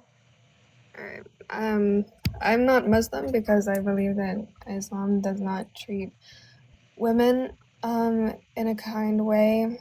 and there's just not equality in that sense. And 434 permits husbands to strike their wives. Okay, perfect. And just to clarify, what religion do you follow? Christianity. Okay, perfect. So you follow Christianity and you believe that Islam does not treat women right. All right, we can start with 434. So what does 434 say? And what is 434 speaking about? What cases? It's talking about how men are in charge of women. That's how it starts, yeah. And when a wife is being disobedient, advise them, forsake them in bed, and then strike them.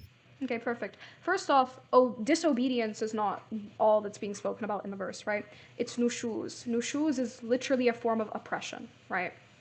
Nushuz speaks about when the wife is essentially having all of her rights met in a marriage and she's purposefully disallowing her husband from having his rights, right? For example, specific rights such as rights to intimacy, rights to, for example, if she's bringing random people into the house without his permission and so on and so forth. Essentially, the husband is doing everything for the wife and the wife is not meeting him halfway and so on and so forth. And it speaks about 3 steps to deal with this. The first one is to advise her, to let her know that what you're doing is oppressive and that you're hurting me and so on and so forth. The second is that, what is it called? He moves away from her in bed, which just means to go sleep in a different bed or whatever it may be. It means that he is not intimate with her, right? And then after he has 100% certainty that those 2 steps are not working, then comes the strike in this instance. Now, I have a question. Do you think that it's oppressive oppressive or mistreats women if it's the case that this verse is speaking about something that does not cause pain or harm to women in any way, shape, and or form? Even if it's not to cause harm, acting or pain, acting on your anger physically just leads to worse things. It's not out of anger. It's not meant to be out of anger. That's why the fuqaha and all of the tafasir, what's understood of this verse is that strike in this instance is not meant to cause harm. It's not meant to do that in any way, shape, and or form. If it was the case, then there's no reason for all of our mufassirin and the Prophet ﷺ and his companions to specifically say to do it with something like a handkerchief, which is literally a piece of fabric. It's not supposed to cause harm or pain in any way, shape, and or form. All it's supposed to do is just indicate that what she's doing towards the husband is oppressive and severe. I literally watched the English translation a few months ago. It used to just say strike, and when this verse came to light, it changed it to strike lightly. No, I'm not citing. Wait, I'm not citing an English translation. I'm citing the Prophet, peace be upon him, and the companions of the Prophet, peace and blessings be upon him. I didn't even appeal to a translation. Yeah, but I'm granting that the verse. Yeah, I'm granting that the verse says strike. But what does strike mean? To hit. Okay, and can that cause any pain or harm towards the woman? Yes, it No, could. the answer is no. According to Islam, the answer is no. It's haram for it to cause pain or harm to the woman in any way, shape, and or form. Because it's not meant to. Then it wouldn't say strike them. It would say... Wait, do you think that strike necessitates some sort of pain or harm? Strike isn't a soft word. Wait, hold on. Strike doesn't automatically even entail physicality, right? But the issue is, when we say strike, I agree. The verse says strike, but the strike does not imply harm or pain. Because if it was the case that it implied harm or pain, then it wouldn't have been deemed impermissible according to Islam for it to cause harm. Islam says explicitly that you are not allowed to inflict harm. And the Prophet ﷺ, when he speaks about this verse, he explicitly says that you're not allowed to cause harm. To your wife. Yeah. Maybe. You're allowed to cause harm to non-believers. To your wife. Yeah, no, he's referring specifically to 434. He says without harm. Okay, so can a woman do this to their husband? No. The woman can immediately seek divorce. Because the woman can immediately seek divorce if it's the case that she's being oppressed. That's the difference. So she can't advise her husband, she can't forsake them in bed. If she chooses to advise him, she can. But she doesn't have to do that. She can immediately go to a qadi and seek annulment if she thinks she's being oppressed. She can't forsake them in bed. No. She can immediately go to the qadi. Well, actually, technically, I'm not gonna lie, we do actually have to go into this. If the husband is oppressing her and taking away her rights, yeah, she can choose not to be intimate with him and so on and so forth. She can make that choice. If it's the case that her rights are not being met, then yeah, she's allowed to do that. But we're speaking specifically about the end of the verse when it says strike. No, that's not for a woman. If the woman thinks that she's being oppressed, the last step, if it's the case that she chooses to advise, and if it's the case that she chooses no longer to be intimate because she's being oppressed and her rights are not being met, then the last step would literally be to go to a qadi and get an annulment of the marriage. But why is the last step for a man to strike the woman, but the last step for a woman, she has to, like, she can't do that? Yeah, so let me ask you this. Do you think it's an ideal, let's say if a husband is already being oppressive, right? Let's say if a husband is already being oppressive and he's showing that the woman is essentially not being treated well and so on and so forth, do you think that if Islam permitted women to implement the same exact thing that a man is capable of doing, do you think that the woman in this instance would be harmed by this or benefited by this? And take into account the woman is already being oppressed by the husband. Aren't divorced women looked down Wait, upon? no. in Islam? Answer the question. No, they're not. Answer the question though. If it's the case that Islam permits that the last step for a woman to deal with an oppressive husband is that she's allowed to strike him, is that going to cause harm for the woman or benefit for the woman? And remember, the husband is already being oppressive. I think it causes harm both ways. Wait, so you believe that a man essentially with a handkerchief, like, if somebody hits you with a handkerchief, right? Do you think that that's going to cause any harm? No, I don't think it would hurt, but what does that No, I lead said to? harm. No, I said harm. Does it cause harm? No, that would not cause harm. It wouldn't be painful. But the So thing how is, is it like, aggressive? being physical in your relationship instead of speaking to each other, that's going to They lead to have worse spoken stuff. to each other. They have spoken to each other. But You remember the being first physical, two steps. it Wait, hold should on. not. You It remember the should first not step. lead to that. Wait, hold on. But first off, by the way, the man doesn't even have to do this. He can choose not to. It's speaking about very severe cases, right? He has already tried to advise her. He has already essentially tried to part ways with her, and he realized that none of that is going to work. That's the last step that he's allowed to take. And if it's the case that it doesn't work, then divorce comes after that. Now, in the woman's case, if something as severe as because by the way, a woman being oppressed in a marriage is worse than a man being oppressed in a marriage. Why? Because a man obviously has a financial burden, right? A man takes care of the woman. So it is more severe for a woman to be oppressed. Sorry? According to Islam, that is in all cases. According to Islam, the man is required to provide for the woman.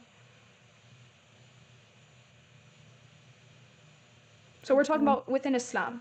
So it's more severe when a woman is being oppressed in a marriage in terms of her rights not being met, because one of those rights is nafaqah, it's the financial aspect. So it's the woman essentially not being given food and not being given shelter and not being given water and so on and so forth, basic needs. That's extremely severe, right? So if it's the case, because you asked why is the man allowed to do it and not the woman, you agree that if a man is oppressive towards his wife, and let's say she tries to speak to him, and then she no longer is intimate with him and so on and so forth, do you think that if Islam permitted the woman to essentially, like, quote unquote, strike the man, do you think that that would harm the woman? Would that be harmful, specifically towards the woman? Would that be harmful? Yes. Okay, and why is that? It's harmful both ways. If a No, man I'm strikes a asking. woman, Wait, no, I'm asking. No, I'm the asking relationship's specifically. already Wait, done. no. I'm asking in the case of the woman. If Islam said, in this instance, you can strike the man, is that going to be harmful to the woman? Yes, I told you it's harmful both ways. No, but it's I'm asking harmful to the specifically in the relationship case. both ways. I'm asking. Stop saying both ways. I'm asking specifically about the woman and why. Why is it harmful to the woman? If the woman is the one allowed to strike, why is that harmful to the woman? Because at the point in a relationship where it becomes physical, it's already done. Like it's already No, over. that's not the reason. And The reason why is because this is speaking about in cases of one spouse oppressing the other spouse. If a man is already oppressing his wife and it she is has harmful. already It advised, is I'm in the harmful middle to of her talking. because she depends I'm on in the him. middle. No, it's not just that. I'm talking about specifically the strike aspect. It is harmful because of the financial aspect and the fact that she's being oppressed in that way, but it's also harmful because if Islam says that the woman is allowed to strike the man in an instance like this and the man is already oppressive, the man is going to hurt the woman. Because imagine, if Islam says that the man is allowed to strike in a way that does not cause harm or pain and so on and so forth, if Islam said that for the woman, right, and the woman enacted this on the man would strike her in a way that does cause her harm and pain. That's why it's harmful for the woman, to answer your question. Because you asked why is it permitted for the man and not the woman? Because it would be harmful for the woman.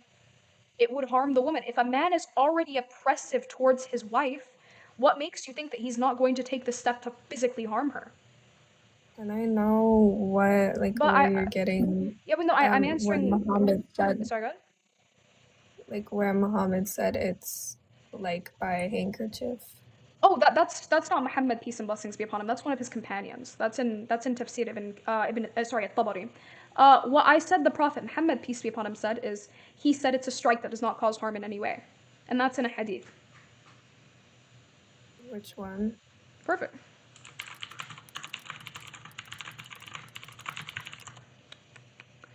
Perfect.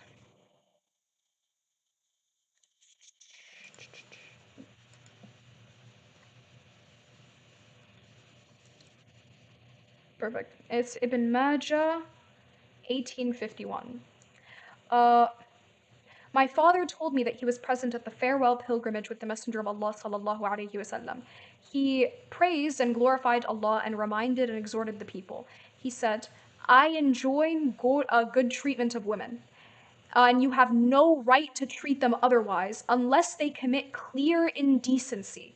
If they do that, then forsake them in their beds and strike without causing harm, leaving injury or leaving a mark. So the Prophet ﷺ says explicitly without harm. Okay. And he says that you are not allowed to treat them, it says verbatim, remember, it says, I enjoin good treatment of women and you have no right to treat them otherwise unless they commit clear indecency. So when you think of clear indecency, what do you think that means? Like disrespect, not being a good wife, I guess. Not necessarily. Like for like disrespect in and of itself does not warrant 434. No, 434 is talking about something called nushuz, right? Nushuz is specifically the forsaking of marital rights. So if a woman is going out and she is doing indecent things, she's leaving the house and she's going out and partying and drinking and all this different stuff, and her husband is outside of the house. Sorry? Like wearing perfume outside of the house? No. But you're not allowed to do that though. If it's the case that that perfume in this instance is not incense, then yeah, you can actually. Okay, perfect. So now that point's gone. So the Prophet ﷺ explicitly says that it's without harm. So I have a question. Is it oppressive for Islam to say that if a woman is literally oppressing her husband, he can strike her, but you're not allowed to cause her harm in any way, shape, and or form?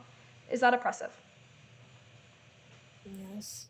I don't think that you should strike Okay, women at all. what does oppression mean? Restricting of someone's rights. Where is the restricting of the rights of the woman here? The woman, the reason why the man is allowed to do that is because the woman is the one restricting the man's rights. That's the whole context of the verse. The context of the verse is speaking about a woman restricting the rights of the man. Being indecent though. Yeah, and not indecency. Restricting his rights. Indecency here is nushuz. Nushuz is restricting the rights of the spouse. That's the word in the Arabic. What rights of his was she restricting? Perfect. An example is, for example, the woman letting random people into the house of her husband, even though he's told her not to, and so on and so forth. The woman leaving the house the house that she lives in and going out and doing indecent things, such as That has to drinking and do with cheating and her so on and rights, so forth. not his. No, because the right of the husband is that his wife does not do that. Because they're exclusively for each other. And That's remember, wait, not and like you have it's that. Wait, not. by the way, hold on. And you have this in Christianity too. You agree that the wife obeys the husband, correct? Yeah, in Christianity, the husband also obeys the wife. Bring me a verse where it says that the husband obeys the wife in Christianity. Because last I checked, the only verse in the Bible that talks about obedience to spouses is the verse that says that the woman obeys her husband like she obeys the Lord. Show me where in Christianity it says the husband obeys the wife. Yeah.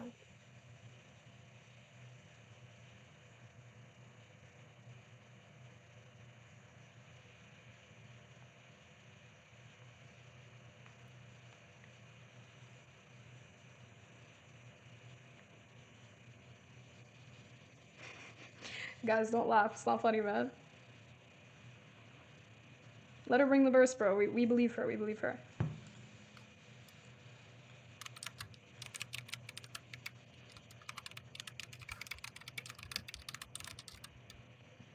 Okay, listen, I'm not gonna lie, I'm just gonna save you the time. It doesn't exist. There's no verse that says that the husband obeys the wife. That verse is nowhere.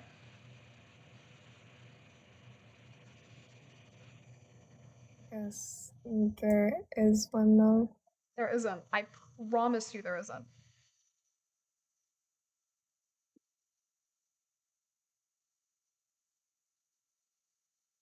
From Ephesians 5:21, All right, what does it say? submitting to one another out of reverence for Christ. Okay, and what does submitting here mean? Submitting to one another. Okay, and then what does it say right after that? In 22?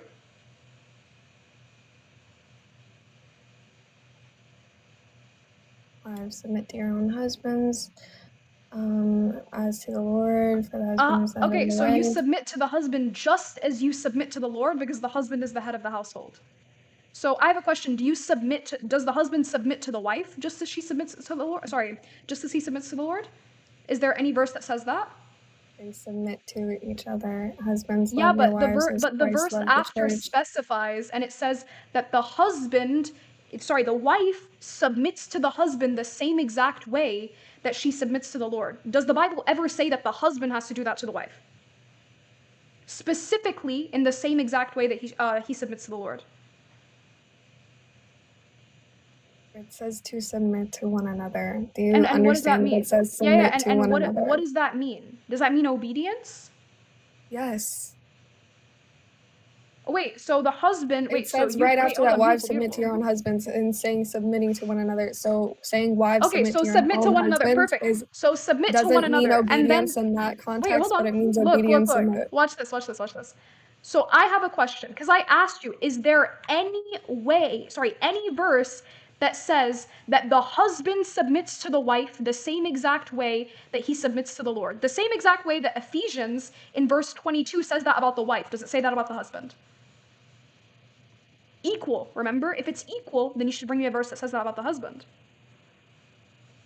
Obviously, husbands and wives have different roles, but saying submitting to one another out of reverence for Christ, submitting to one another out of reverence you're for just Christ. Beautiful. So yes. what is this submitting referring to then? Does that mean you obey everything that they say?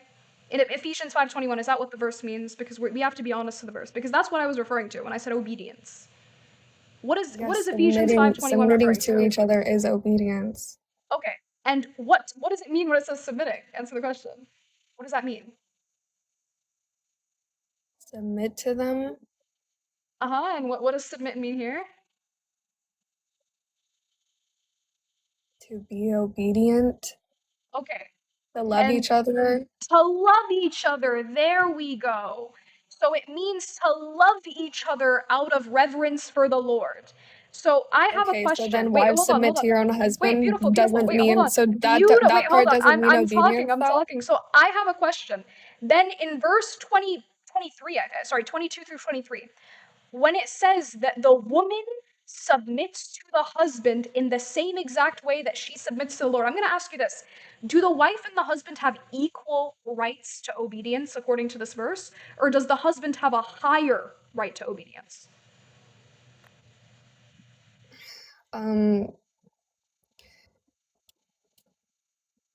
It's the head of the wife, so they have.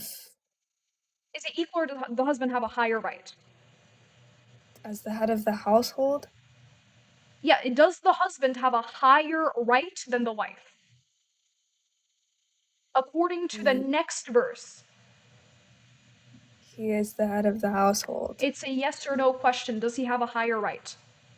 Like, you're trying to put it in a way Answer that the it's not. question. Does he have a higher right according to the next verse? Yeah, Don't be but disingenuous. it's Yeah? not in that way, just as Okay, the so the father husband has is a the higher head right. of. Perfect. So the husband has a higher right to obedience than the wife. So how is that equal if he has a higher right? Because you said it's equal. You want equality. The Bible doesn't teach equality between spouses. It says the husband is the head of the household, and it says the husband has a You higher submit right to to each other. obedience. And then In you Islam, your conceded. husband doesn't Wait, hold submit to you. on. And then you conceded that according to the very next verse, the husband has a higher right to obedience, so it's not equal then. So you have a problem. One of your problems with Islam was that there is no equality. But your Bible has no equality between the spouses. It says that the husband has Yes, a it higher right. does. You are just one flesh conceded. and you submit Wait, to hold each on. other out And of you- reverence for Christ. Yeah. And There's the woman different submits. roles. Wait, hold on. And the woman submits to the man just as the woman submits to the Lord. So the man has a higher right to obedience. Let me And let me not speak. only, wait, hold on. Not only does he have a higher right to obedience, his right to obedience is compared to the right that God has to obedience. When I speak So of where's when I the speak equality in that? Where's the equality? when I speak of like being equal to each other, in Christianity, everyone is equal. Okay? Sinner or not, everyone is equal. When I'm Everyone is when I'm equal according talking to about Christianity? when I'm talking about being equal to each other, a husband and a wife, they are equals. They are one flesh. In Christianity, they're one flesh and they're equals. They submit to each other and they love each other. Okay? Yeah, but the husband has a That does higher right, not correct? that does not take Wait, away answer from the question. The husband has a higher right though, correct? you keep interrupting me. Yeah, but you're gonna have to That answer the question. The husband okay, has a but higher you right, keep correct? interrupting me. So let me speak. You have been speaking for 30 seconds straight and you haven't made a point yet, so I'm just gonna ask the 30 question so we seconds. can You get were it just done. complaining about the girl complaining about I'm 5 gonna minutes of you speaking. wait, hold on. Calm down. Okay. You're referring to a I think completely you different need to calm down. conversation You with someone just else. interrupted me. Answer the So question. when I Does the speak of husband when have I a s- higher right to when I speak of obedience? being equal in marriage, I'm not talking about the roles. There are roles, there are different roles. The man is the head of the household, the woman is the caretaker. Do you agree that different man roles makes the apply d- different? Wait, hold on. Do The you man agree? makes the decisions hold of the on. house. The Hold on, woman hold on. takes care of the children. Hold on. Do you agree that different roles means different rights and different rules? Yes or no? Not different rights. So, wait. So you There believe are- that the husband and the wife have equal rights in a marriage? Pretty much, yes. Okay, so then we're gonna go right back to this verse. Does the wife have the right for the husband to submit to her just as he submits to the Lord, according to the verses you cited? Because the verse does not say that. Remember, don't add to the verse. Does she have that same? Because you said the husband has a higher the level of husband obedience. can submit to the wife. According to the Bible, do the husband and the wife have equal rights to obedience, or does the husband have a higher right than the wife? It never says there's a higher right. You're the one Okay, adding so I have a words. question. What's the highest? Okay, what's the highest form of submission? Submission to God, correct? Yes. Okay, beautiful. The verse compares submission to the husband with submission to God. So Do you know what was- obviously, wait, beautiful. So if the verse compares submission to God to submission to the husband, then inherently the husband is going to have more of a right to submission. Yeah, can I say You can go ahead now. You know what else was higher than that? Giving yourself up in Christianity? Giving yourself up for what? To God, giving yourself up to God. Do you know what else was higher than that? What? When Christ gave himself up. And do you know what it says when it's after it Okay, says, wait, husbands, love your wife? so that's the highest As form, correct? Christ loved the Wait, hold church on. and gave That's himself the up for highest. her. Perfect. That's As the highest Christ, form. Wait, okay, as perfect. Christ I'm gonna have to mute you because that's a complete diversion.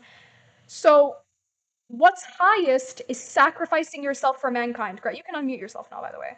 I'm just gonna make a point. So, sacrificing yourself for mankind is the highest form, correct? Correct me if I'm wrong. That's the highest, right? Christ giving himself up, yes. Okay, perfect. So, and Christ is the Son, correct? Yes, Christ is the Son. Is the Son the Father? The Son is not the Father. Did the Father give himself up? No, he did not. Christ Okay, did. perfect. So that means you believe that the Father is deficient in love in comparison to Christ.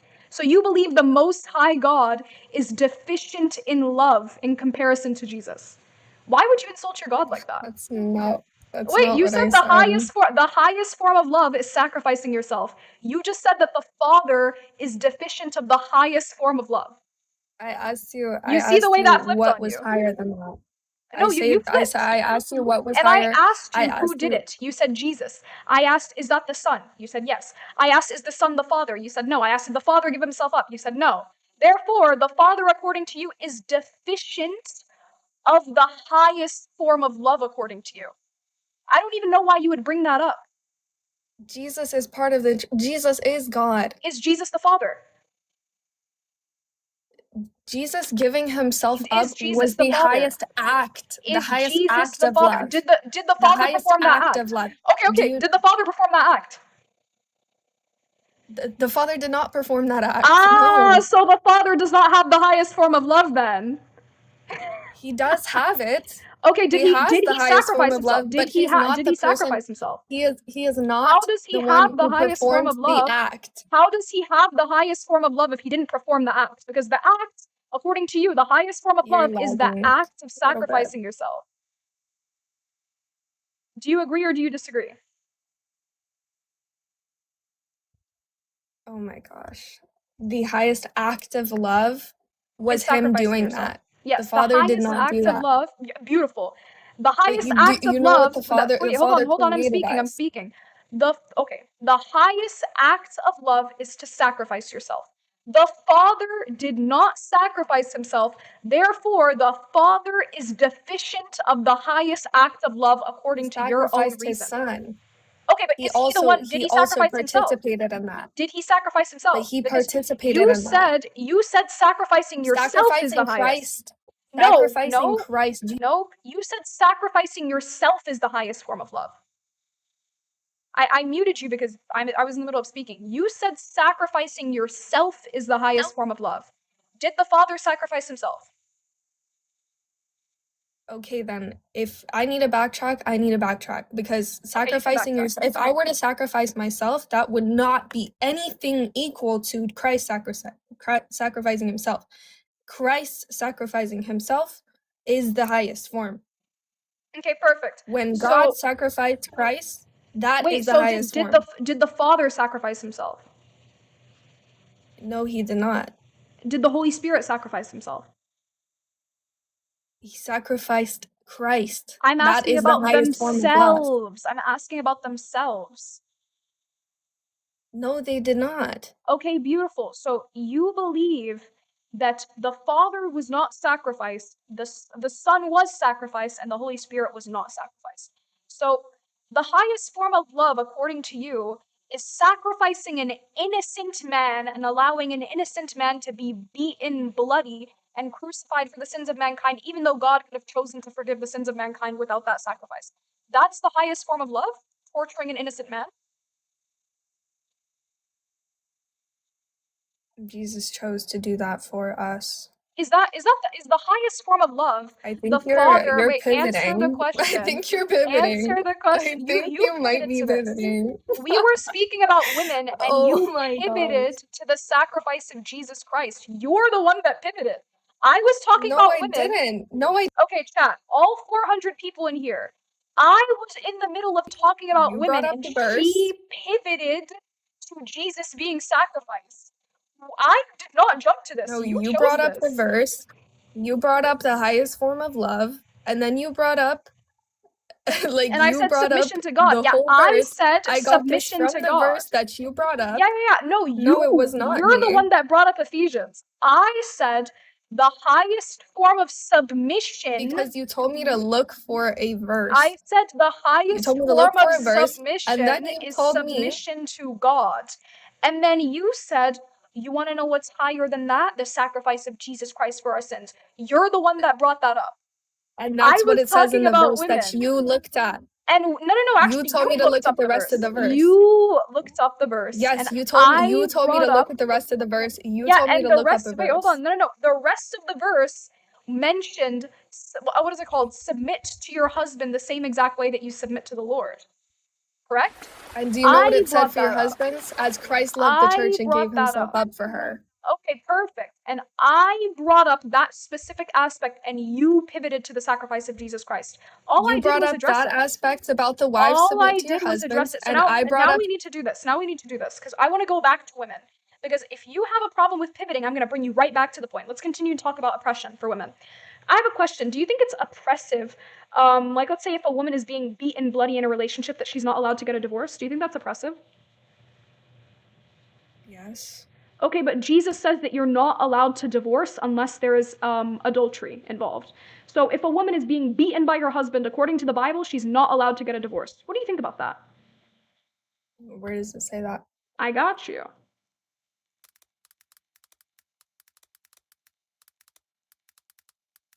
All right, ready? Matthew 19:9. And we can actually bring up Matthew 5:32 as well. All right? Matthew 5:32 says, "But I say to you, everyone who divorces his wife except on the ground of sexual immorality makes her commit adultery. And whoever marries a divorced woman commits adultery as well." So, what's the only valid reason for divorce according to the Bible? Adultery, right? It's just saying divorcing a spouse and marrying another is considered adultery. Wait, no. It says if you divorce your spouse for a reason other than adultery, then that makes her an adulterer. Read it again. I say, okay, I will read it again. I say to you, everyone who divorces his wife except on the grounds of sexual immorality makes her commit adultery. So if he divorces a woman without the reason of sexual immorality, then she becomes an adulterer. So you can divorce. And she becomes an adulterer, correct? Yes. Okay, so if a man divorces his wife for a reason other than cheating, then she automatically becomes an adulterer. So she's a whore, according to the Bible. Not a whore. What is an but adulterer? Okay, what is an adulterer? That's because in marriage you become one flesh. And Okay, wait. So you're away from according to the Bible, if a man divorces his wife for a reason other than adultery, according to the Bible, she becomes a whore. It makes her commit adultery. She becomes an adulterer. Okay, but Are you okay with that? You kind of like backtracks because the verse didn't say what you thought it said. No, it does say that. It says that there's no valid reason for divorce apart from sexual immorality, adultery. You said a woman can't divorce unless it's adultery. Yeah, wait, no. That's exactly what the verse says. There is no if a valid woman is reason. being beaten, let me speak. If you said if a woman is being beaten bloody, she can't divorce her husband, is that oppression? Like the Bible just does not say you can't divorce. So I have a question. Okay, beautiful. So I have a question. According to the Bible, is there any valid reason for divorce apart from adultery? Yes or no? I mean, I guess not. Okay, beautiful. Is being beaten adultery? I mean, you can still divorce. Answer the question. Is being beaten adultery? No, but so you it's can not a still valid divorce. reason for. So it's not a valid reason for divorce according to the Bible. Then Jesus condemns it. He says the only reason you're allowed to divorce is for adultery. Being beaten bloody is not adultery. Therefore, it's not a valid reason for divorce. You just conceded the whole argument. And not only that, if a woman chooses to divorce her husband for this reason, she becomes an adulterer, and it's impermissible. According to Jesus, you're not allowed to marry a divorced woman because you become an adulterer if you marry her. So even if she chooses to divorce him, she's not allowed to get married ever again. So according to the Bible, if a woman is getting beaten bloody, In it's Islam, not about, I'm adultery in the middle of speaking. If a woman is getting beaten bloody according to the Bible, she can't divorce her husband. And if she does, she's never allowed to get married ever again. She's an adulterer, and anyone who marries her becomes an adulterer as well. Go ahead, you can bring up Islam now. Considering we've already, proven your religion to be oppressive, you can talk about Islam now. I feel bad. You're muted, by the way. you still have the choice to divorce. First Yeah, of but you're not all, allowed. and But wait, hold on. But you become an adulterer. You become a whore if you divorce. okay, and that's just a label. So Jesus is giving the people who do this a label? I mean, God forgives, repents, and you are washed clean of your sins. No way! No way! Is that funny?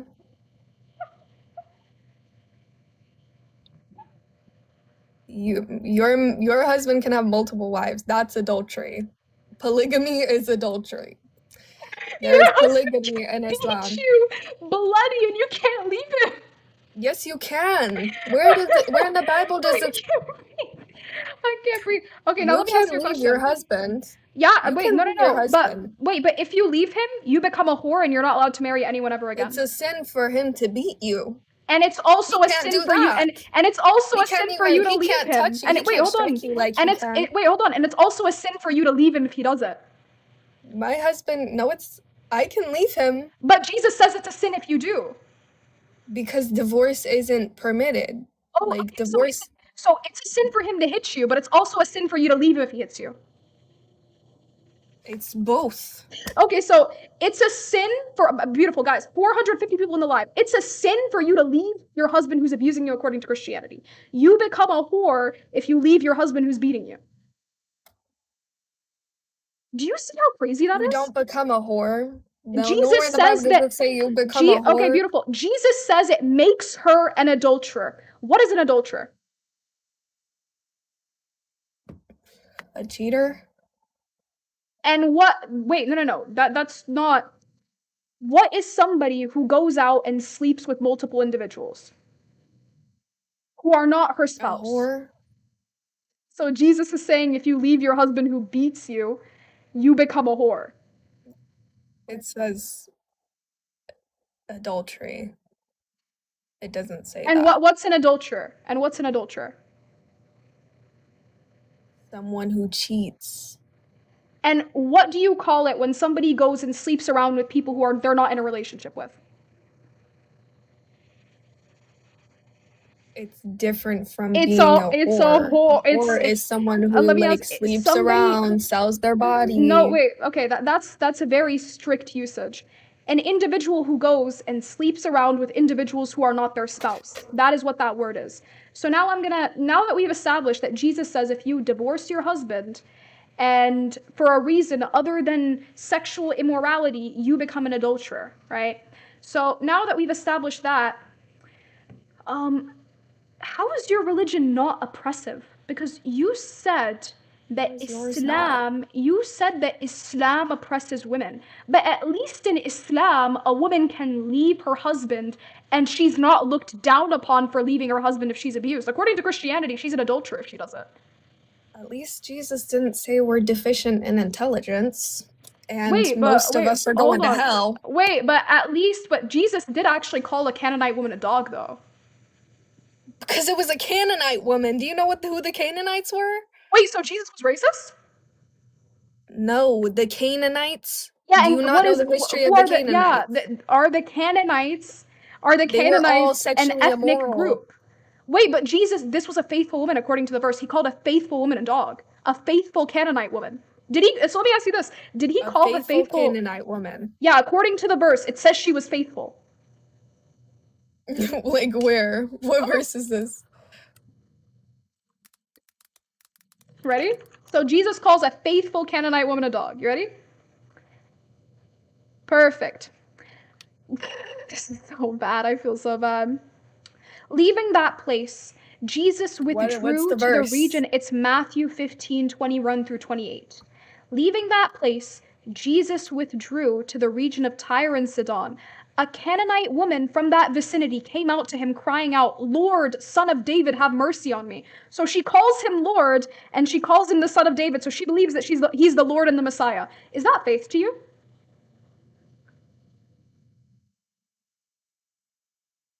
Leaving that, please. I can't. Lord, Wait, Son answer of the question. David, She my called him daughter, Lord and Lord, she called him the Son of David. Is that faithful to you?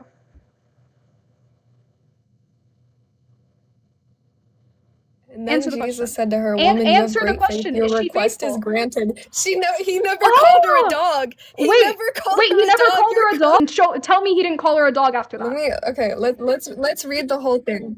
No, I Let's have read it the on the whole screen. thing. You're right. So Let's read the the whole chat thing. Wait, has no, I'm context, gonna read. right? I have it on the screen, so let's read it. Leaving that place, Jesus withdrew That's the not an. region of Tyre and Okay. Sidon. A Canaanite woman from that vicinity came to him crying out, "Lord, Son of David, have mercy on me. My daughter is demon-possessed and suffering terribly." Jesus did not answer a word, so his disciples came and urged him, "Send her away, for she keeps crying out to us." And he answered, "I was sent only for the lost sheep of Israel." Let me make it bigger so people can read it. The woman came and knelt before him. "Lord, help me," she said. And he said, "It is not right to take the children's bread and toss it to the dogs." What? He's calling them the dogs. And then she replies in the affirmative. She says, "Yes, it is, Lord. Even the dogs eat the crumbs that fall from the master's table." So did he call her a dog, yes or no? I don't care if it was a small dog. I don't care if it was a big dog. I don't care if it was a Chihuahua. I don't care if it was a Labrador. Did he call her a dog? Read 28. Did he call her a dog? Yes or no? According to 26 and 27, Read did he call her a 28. dog? And then Jesus said to her, "No, that's not what he was saying." Okay, beautiful. So And then if Jesus said to wait, her, hold on. "Woman, Wait, you have hold on, great hold on. faith. So then let's Woman, read you have 26 and great faith. 27 again. Your Let's request read is granted." Let's read 26 and 27 again since we can't read together, guys. He replied, "It is not right." So he replies to her and says, "It is not right to take the children's bread and toss it to the dogs," referring to her. And then she acknowledges it and she says, "Yes, it is, Lord. Even the dogs eat the crumbs that fall from the master's table." So she's referring to herself as a dog, and she's referring to the master's table as Jesus's table, right? And Jesus replies in the affirmative after that. So he calls her a dog, and then she replies in the affirmative and says, "Yeah, I am a dog, but I can still eat from the crumbs." And then after that, he grants the dog's request, and he says, "Perfect, you have great faith. I will grant your request." So did Jesus call her a dog according to these verses, yes or no? Even though he helped her after, does he call her a dog?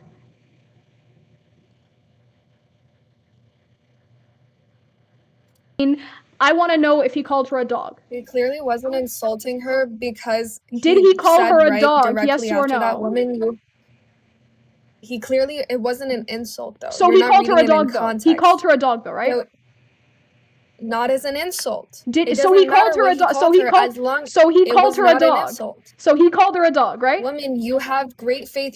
He Your called her a request is dog, granted." right? And her daughter Answer the was healed in that. question. Did he call her a dog? I don't care if it was a household dog. Did he call her a dog? Yes or no? It's just not in the context you wish it was, Yes though. or no? It's Did really she not. get called a dog? It is not in the context you wish it was. Did It's just he not. call her It's just a not an dog? insult. Yes It or was not an no? insult. I don't care. Okay, I'll It was grant not it. an Wait, okay, insult. perfect. I'll grant it wasn't an insulting way. Did he call her a dog? Yes, not in an insulting. Thank you. Yes, Jesus called the woman a dog. Thank you. That's all I needed. Just simple, quick, easy yes or no.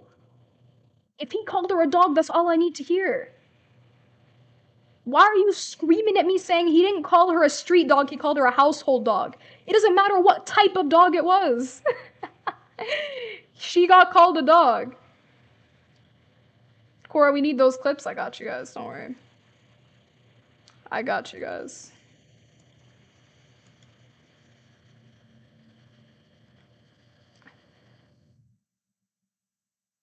Yo.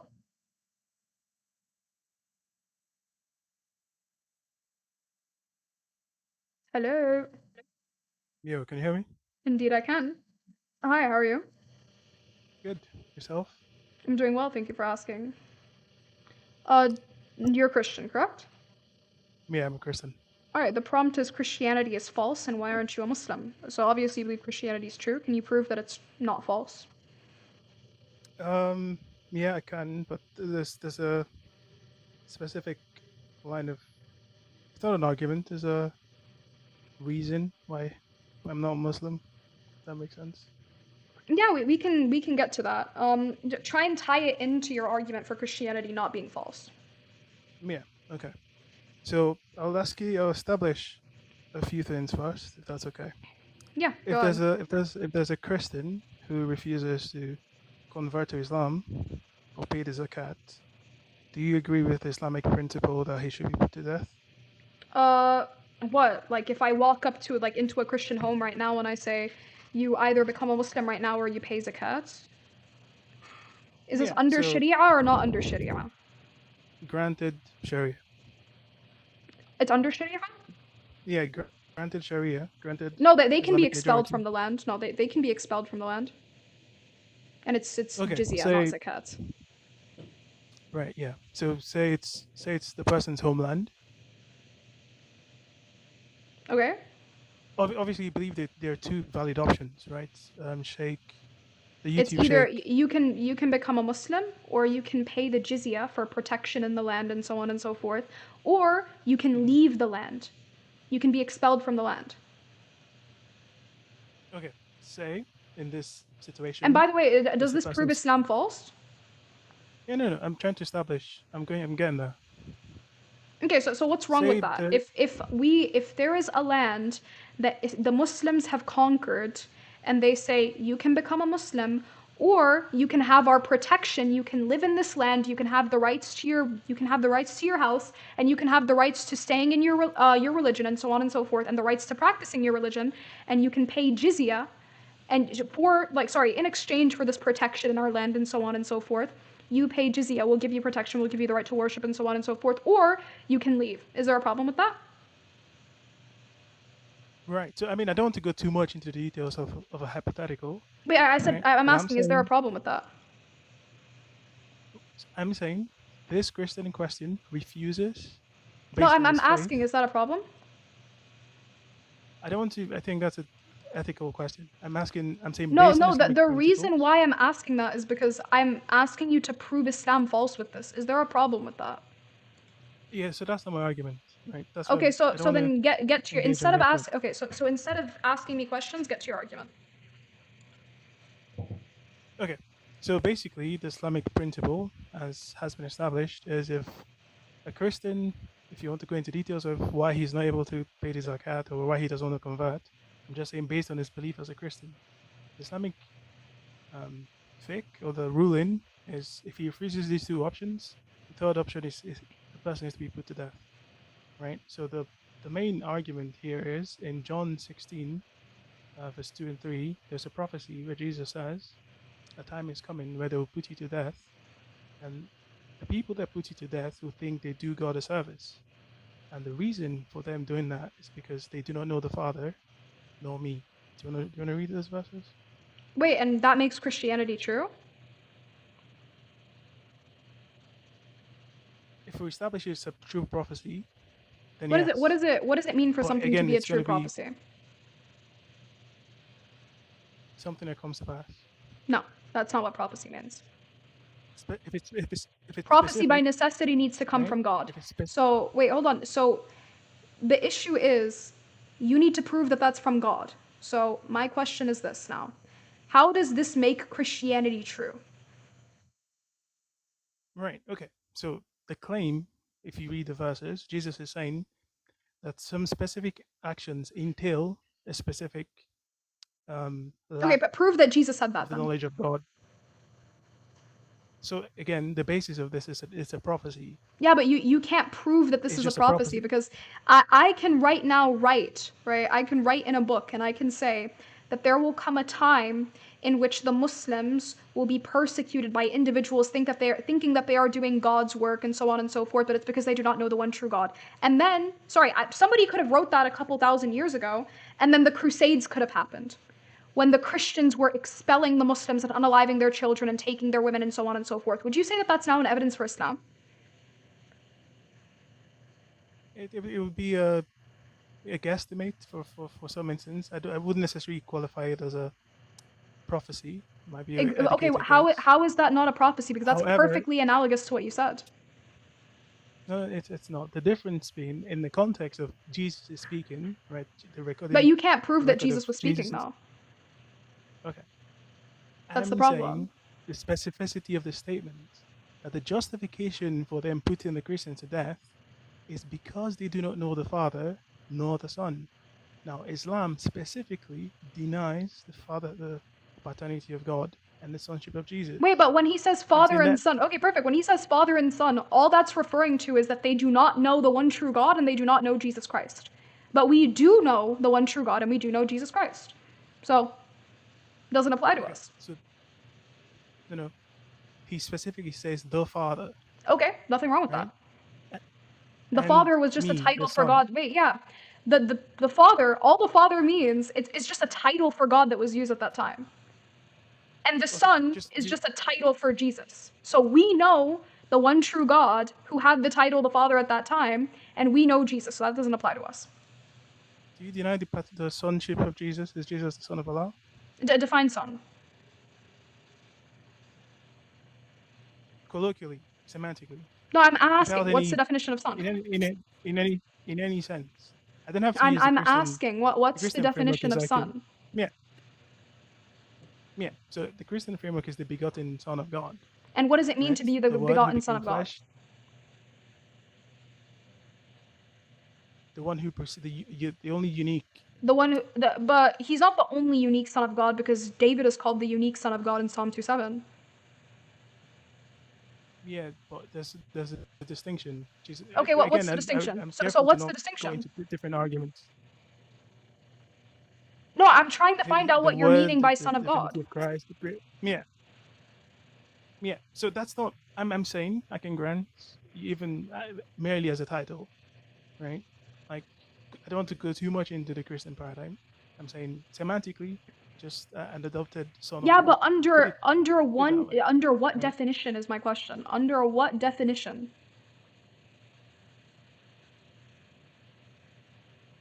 I'm saying it doesn't. The specifics of the sonship doesn't matter. It Like does Islam, matter he's not because a you're son in any asking me. sense. No, it Correct? does matter because we do need to understand what you mean by son. So can you tell me, what do you mean by son?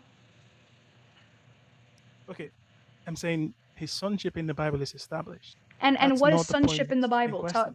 Can In you please, Islam, brother? Can you tell me what that means? What does sonship mean here? You need to define your terms. it's a let's say relation is a relation between What type of the Father relation? and Jesus. What type of relation? It's a I don't know why. Bro, you need to tell me That's what you that's mean the by type of you need to relation. define this. It's a- What is this relation? it's a- Relation is not exhaustive. That's not an exhaustive definition. okay. See, but that's the thing. I feel like we're going away from the topic. No, but because and you I've asked told me. you, like, No, you asked me a Christian, question. within Wait, Christian. hold on. You asked me a question. You asked me, can you say that Jesus is the Son of God? I asked, what does Son mean? And now I'm asking you, define Son so I can answer that question for you. What does Son mean? Tell me. Okay, is Jesus the begotten Son of Allah? What does begotten Son mean? The only unique Son of God, the one who proceeds What from does the it Father. does it mean to proceed from God? What does that even mean?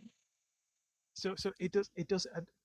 I'm trying to see the clarity of like how it will help you answer the Yeah, question. but you need to When you know define in your in order for you to ask me, is this true? You need to define your terms so I can agree or disagree. What does it mean to proceed from here? What does I'm that imply? What does that entail? Tell right. me. I'm cutting straight to the chase. Because in Islam, none of this is relevant. Answer the none of this question. applies. What right? does begotten Son mean? Tell me. The one who proceeds from the Father. What does it mean Right? to proceed from the That's Father? What literally does that mean? What does it mean to proceed from God? to come forth from, to be the expression of God. I can go into the Christian linguistics of how we explain this. Okay, so tell me. So tell me what. So tell me No, what definition if you're you give me using, that so on- I can reply either yes or no. You're gonna Okay, need to I'm tell me giving what you you the mean by most, this so yeah. I can tell you my answer. I'm giving you the most literal, right? The most literal application of sonship the Bible gives for Jesus, And what the is that begotten Son of application? God, the begotten Son of God. And what Now does I'm it mean saying, to just be the begotten Son of yeah, God? just one second. Granted that I've given you the Christian You haven't like given me the just one Christian no. definition. I Tell me what the haven't Christian definition is. I haven't disambiguated what that means. Okay, so But hurry given up that and it's not, disambiguate it. So go ahead and yeah, but disambiguate it because we're I'm not saying continuing until you do so. no. But based on that claim, We're is not that view continuing until you disambiguate it. What does it mean to be the begotten Son? okay? Let's see.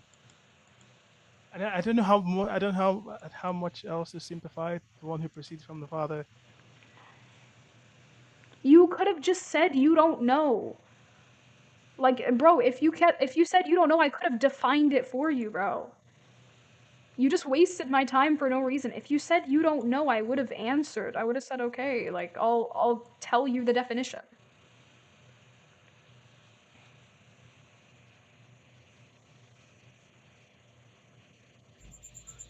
Hello? Well, yeah, how are you?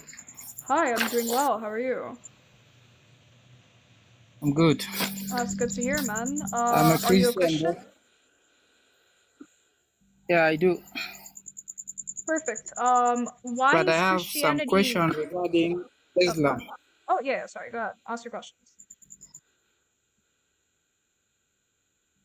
First, before I ask, let me say this. Only Islam is accepted by Allah. Is that right? Surah 385. Yeah, only Islam is accepted by Allah Azza wa Jal. And when we say Islam in this instance, we're talking Okay. about specifically in this time only following the Sharia of the Prophet Muhammad, peace and blessings be upon him, is going to be the only way if you live in his ummah to attain paradise. Okay, if that is true, that means other religions are false. Yes, Is that right?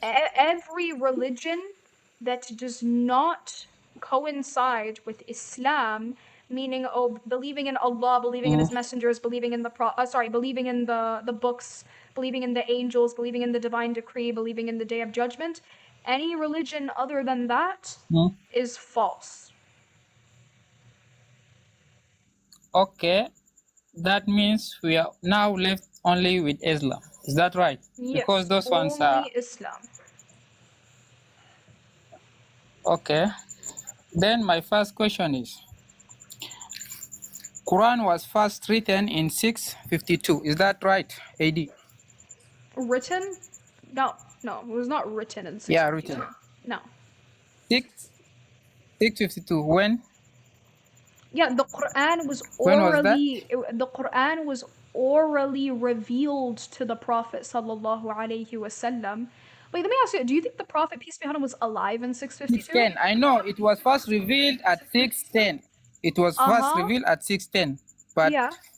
written And you mean at written down? 652. No, it was written down before that. We have manuscripts Yeah, from written before down. 60. Yeah, we have manuscripts from before 652. Give me time. Give me time. Give me ear. Give me time. Where? When? The Birmingham manuscript is carbon dated to before 652. It's carbon dated to during the life of the Prophet Muhammad, peace be Actually, upon him. Islamic. If you go to Islamic traditions books, you will see that it's 652. 650. Wait, so the Hadith books or Islamic tradition book says that the Quran was first written down in 652. Bring it.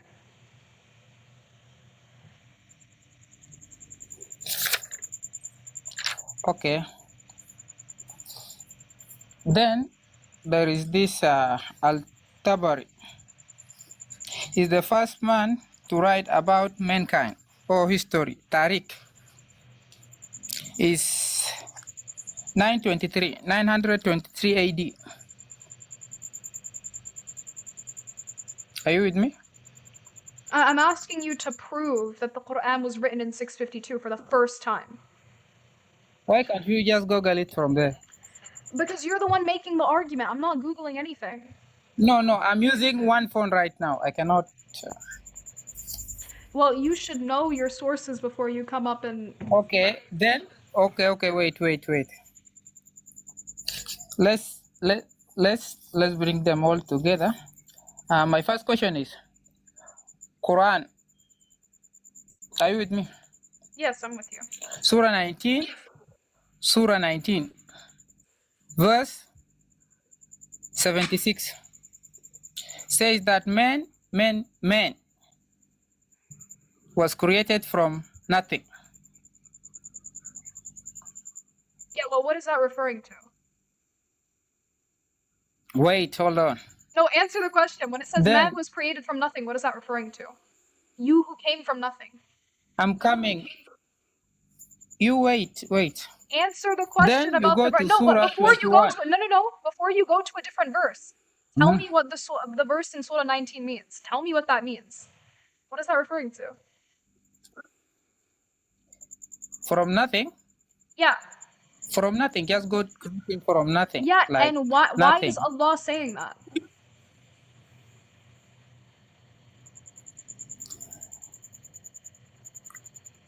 I'm not a Muslim actually, but you are the one. This question is going to you. You will Yeah, that's not saying you that will we answer were later on. literally that's not saying that we were literally created out of nothingness. There's stages to creation. My question lies here because there are different surahs saying different things about the same I just answered that. I said it's stages. It's stages about the stages. same exact creation. Okay.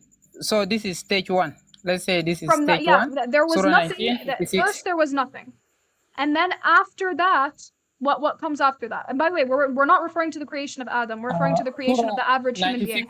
So we're not going to talk about clay. We're not going to talk about dust. We're not going to talk about dirt. We're not going to talk about water in this instance either. We're speaking about the creation of an average human being. Bring me verses about that, because that's what Surah 19 is speaking about. What of Surah 96?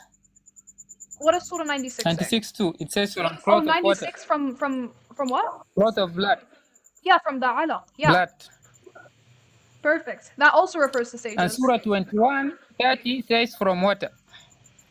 Oh my god. Oh my god. Okay, we're just gonna have to go to Surah Surah 21, We're 30 gonna have to says show him the from water. stages. Yeah, everything generally speaking was created from water. We all have, wait, hold on. Do you not agree that we have water within us? Like over 70%? Why can Allah just put all those things in one surah? Because it's all referring to different things, different contexts, and different stages. Is there a problem with that? Is there a contradiction? There is a contradiction. Where's the contradiction? The contradiction lies in Al-Tabari. So it's not in the Quran? No. So the contradiction is not in the Quran. The contradiction Al-Tabari also has his own. Wait, hold on. So the contradiction is not, the Quran doesn't have any contradictions. Yeah, Al-Tabari. But At-Tabari is saying different thing here. So okay, beautiful. Well, hold That's on. my question. Beautiful. If At-Tabari disagrees with the Quran, then At-Tabari is wrong. Simple as that. The Quran doesn't have any contradictions. If At-Tabari ever disagrees with the Quran in a specific issue, then At-Tabari is the one that's going to be wrong. So I have a question now. Do you concede that the Quran has no contradictions? Why do you? Huh? It has so many. Show me a contradiction in the Quran. Don't run to At-Tabari because we're talking about Islam. Islam is not At-Tabari. Islam is Quran and Sunnah. So bring me a contradiction from the Quran or the Sunnah. Hadith, let me tell you, those hadith. Answer. If you don't understand do you the Quran, have a they will tell you, go to contradiction the from hadith. the Quran or the Sunnah? Is At-Tabari the hadith?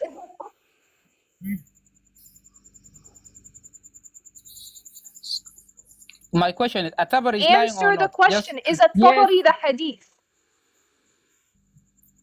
Yes, he is. Get off my live. Get off my live. No. I'm gonna go take a nap. I'm done. That's enough for today. What do you mean At-Tabari is the hadith? What is man's talking about? Yo, الطبري is the hadith. الله المستعان.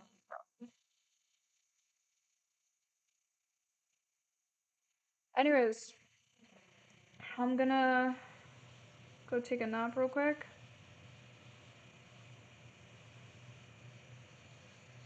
And with that, relax, take a nap. Yeah, don't worry, bro, I got you. Wait, hold on. Someone's saying don't run. Okay, let's see what I'm running for. Let's see if I'm ducking a fade.